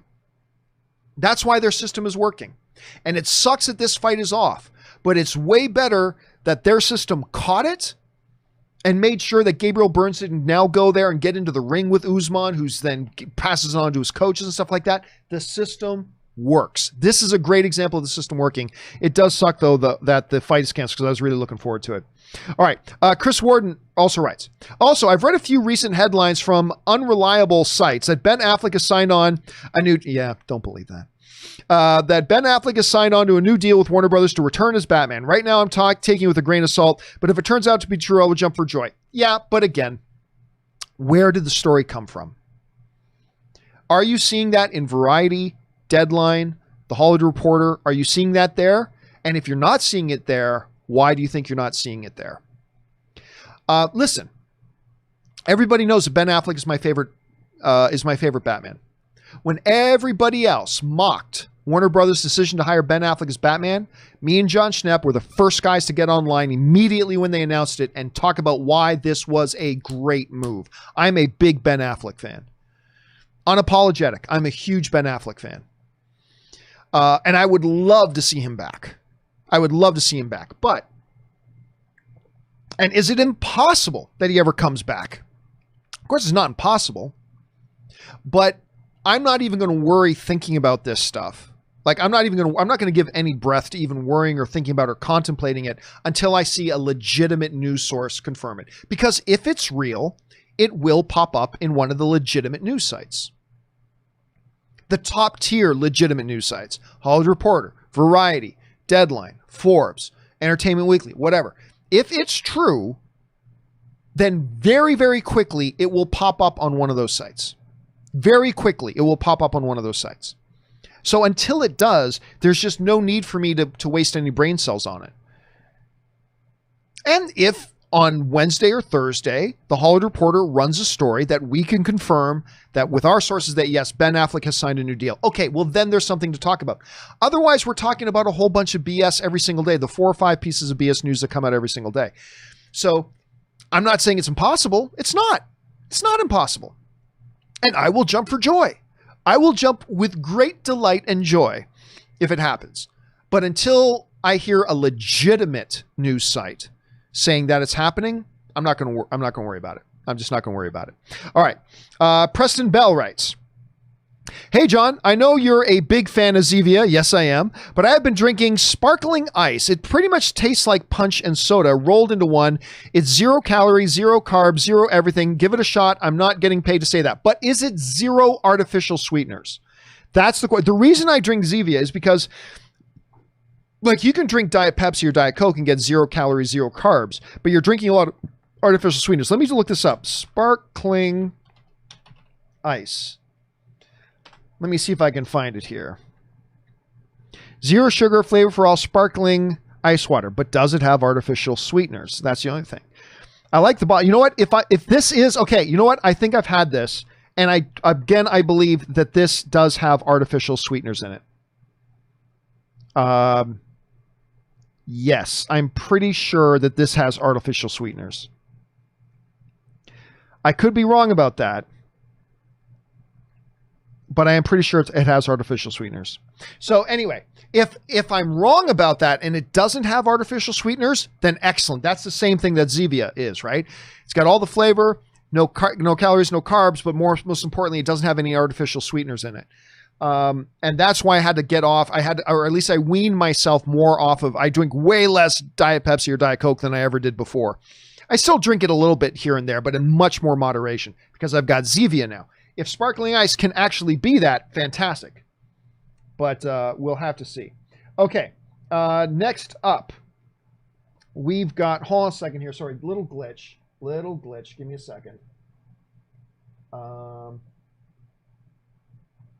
Okay. Sorry, got it fixed up here. Let's see here. But thank you for turning me on to that, Preston. If it's, again, it's got to have no artificial sweeteners, and I think that does. Anyway, Dragonborn Druid writes, Hamilton, in order. The actress who played Angelica, I always mispronounce it, the Schuyler sisters. Is that what it is?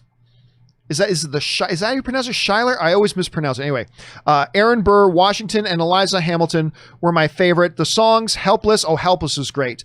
Satisfied killed me. I was annoyed by people talking about the songs years ago, but now I am one of them. I'm telling you what, one of the songs that really, well, first of all, not throwing away my shot is amazing. But the one where it's like, that starts with life doesn't discriminate and it takes and it takes. I think it's the one, oh my God, that one's powerful. When their kid dies, oh my God, the song there. it must be nice to have Washington on your side. So, it must be nice. It must be nice to have Washington on your side. It's so good. It's so good.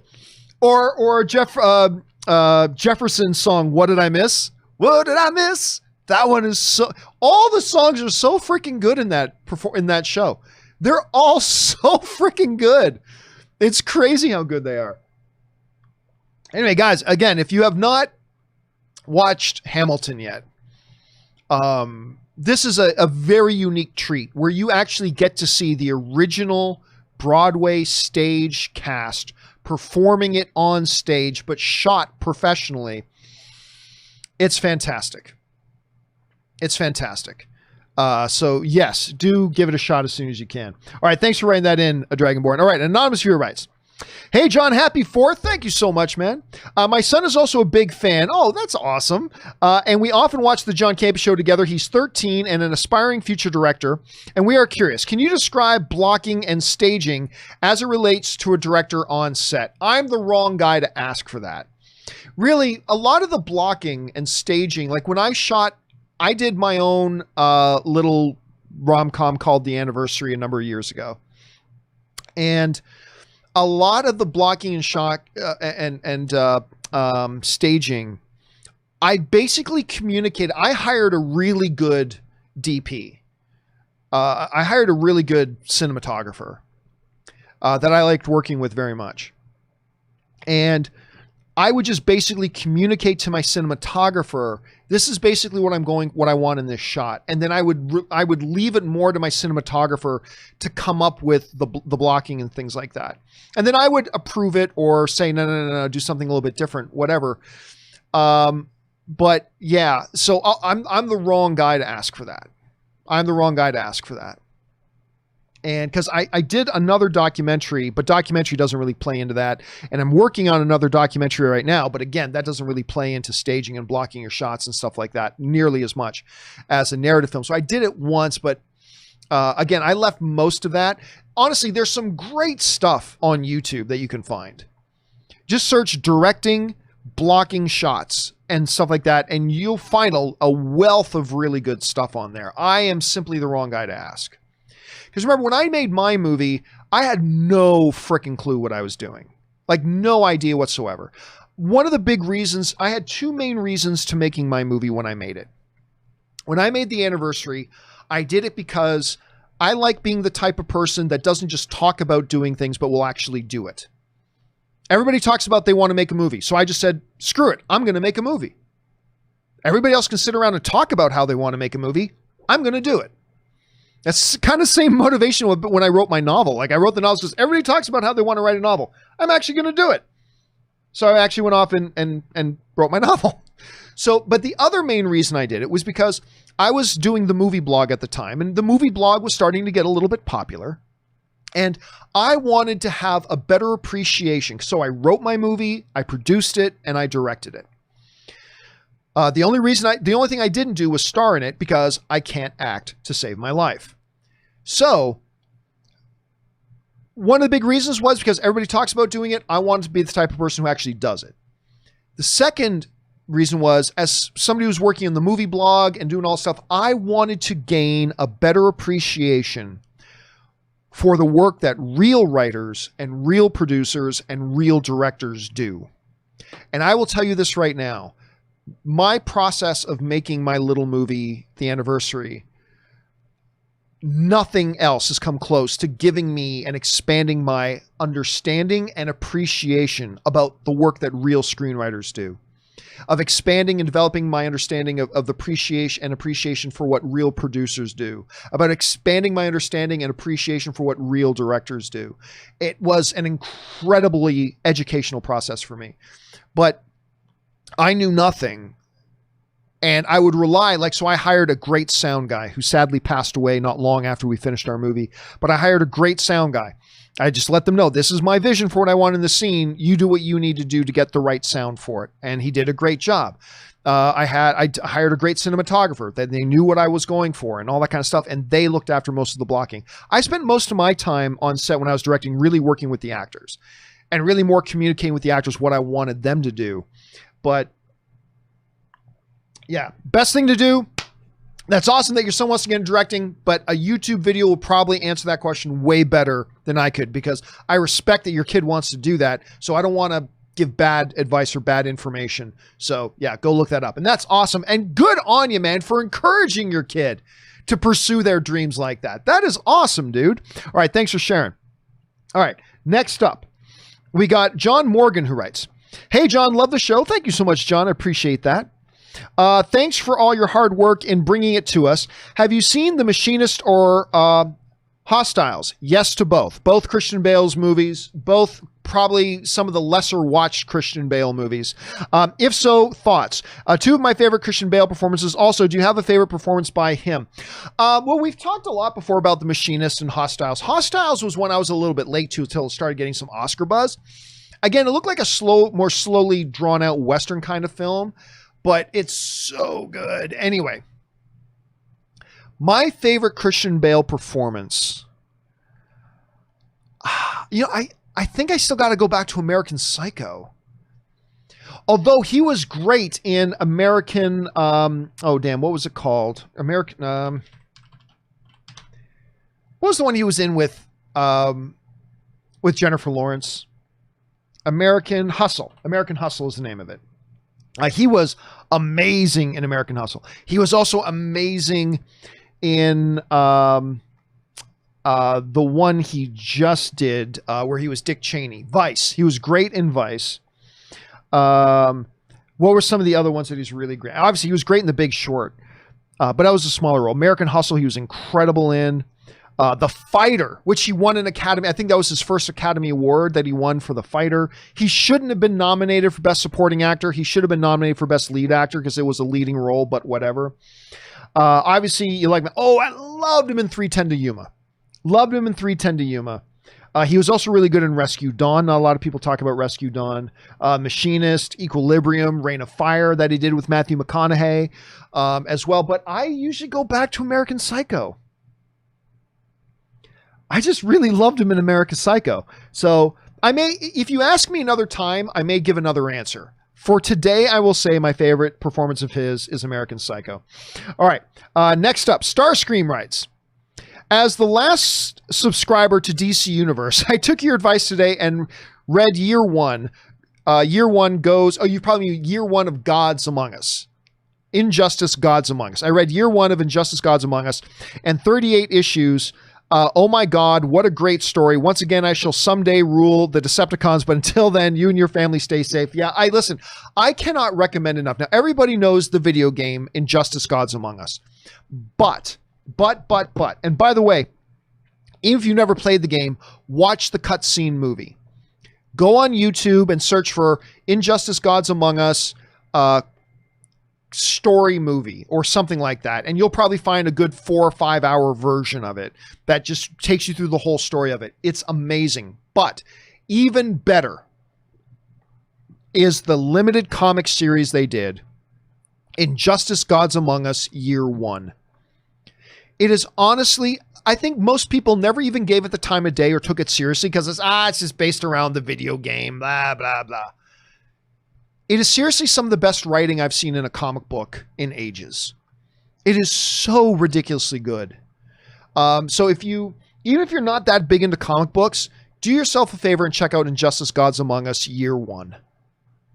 You can probably get it as a collection now, in like one big volume, but go and check it out. Take Starscream's advice here. Check it out because it's fantastic. It really is fantastic. All right, Sam Phillips writes, "I just got time for one or two more here, guys. Then I got to go to that drive-in I was telling you about." Sam Phillip writes, Sam Phillip writes, "I'm a big fan of supernatural ghost movies and was wondering where your beliefs stand on whether or not ghosts are real.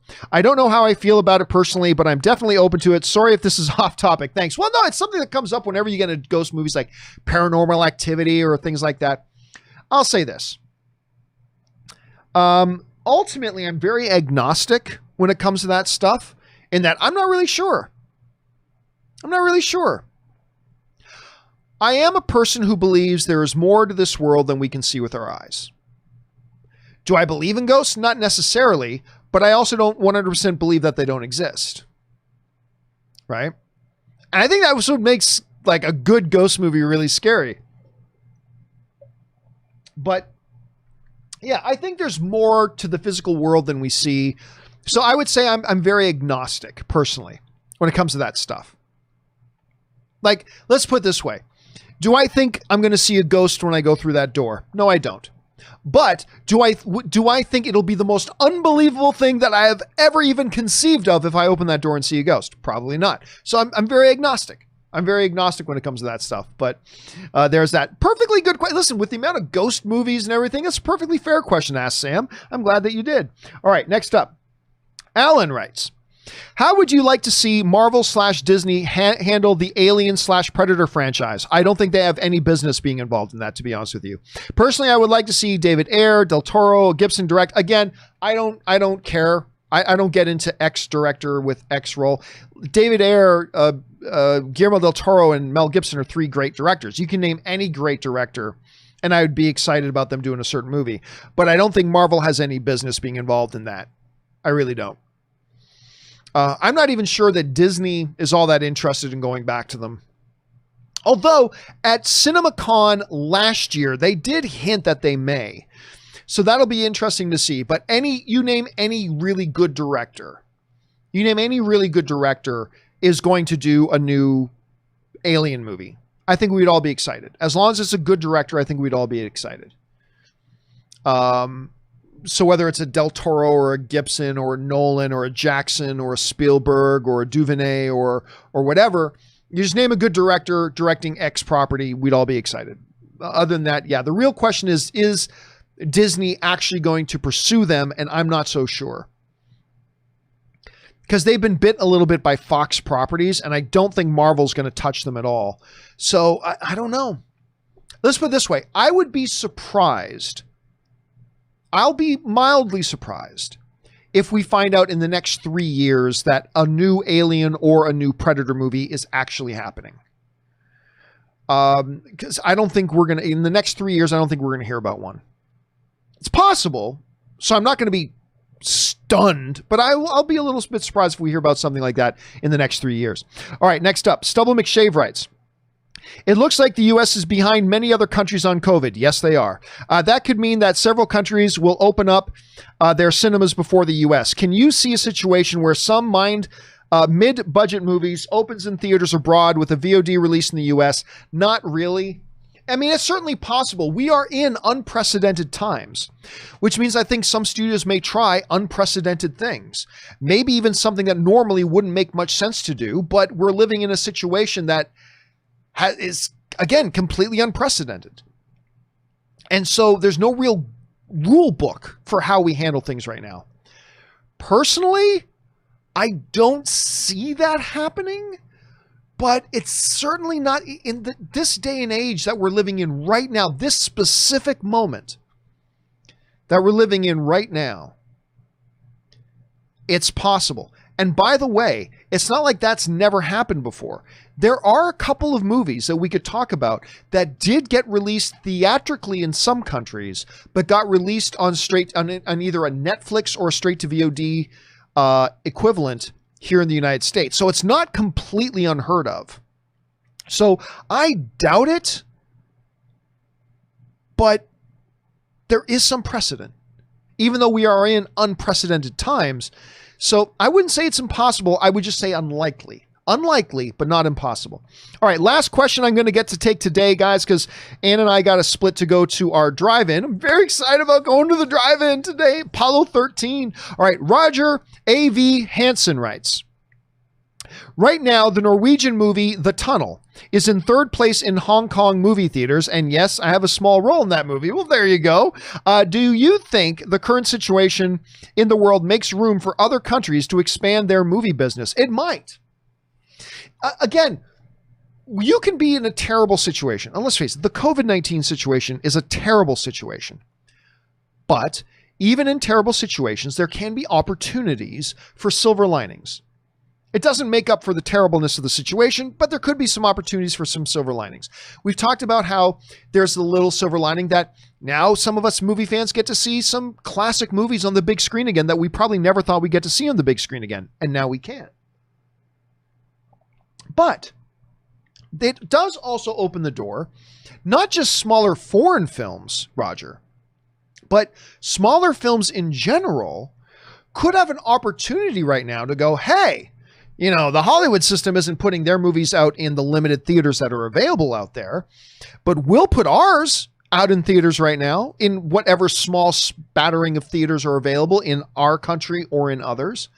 And there could be an opportunity right now for movies like that to get more attention. They're not going to get big Hollywood attention, no, but to get more attention than they normally would have. And so there is an opportunity. That's the word I'll use. I feel like there is an opportunity for something like that. So yeah, we'll see. We'll see how that'll come. But I do believe the possibility is there. All right, guys, listen. For everybody from Wakandan Forever, an anonymous viewer, and everybody else who came in after that, do not worry. On Monday, I'm going to do another open mic. We didn't do another open mic since Wednesday, but then we'll do one on Monday. We'll do another open mic on Monday. And don't forget, the John Campea Show will return on the following Monday. So not this Monday, but the following Monday, the John Campea Show will return. But on this Monday, we will do another open mic, and we are going to start with your questions, because we only got a few left over here, but we will start with your questions on Monday's show. Hey guys, listen, that will do it for me for this installment of Open Mic. Thank you so much for being here and being a part of the show today. And a special thank you to all you guys who did send in those questions. Number one, because you gave us great fun things to talk about. But number two, you supported the channel while you were doing it. And all of us involved with the John Campea YouTube channel, thank you guys very, very much for that. May you guys have a wonderful, fun, relaxing, surrounded by friends and loved ones, to a small degree, celebrating the 4th of July for those of you who are in the U.S. And may all of you also just have a great weekend ahead of yourselves, regardless of what country on the world you are in right now. Don't forget, guys, again, we will do the next open mic on Monday. Thank you so much for being here, guys. My name is John Campea, and until next time, my friends, bye-bye.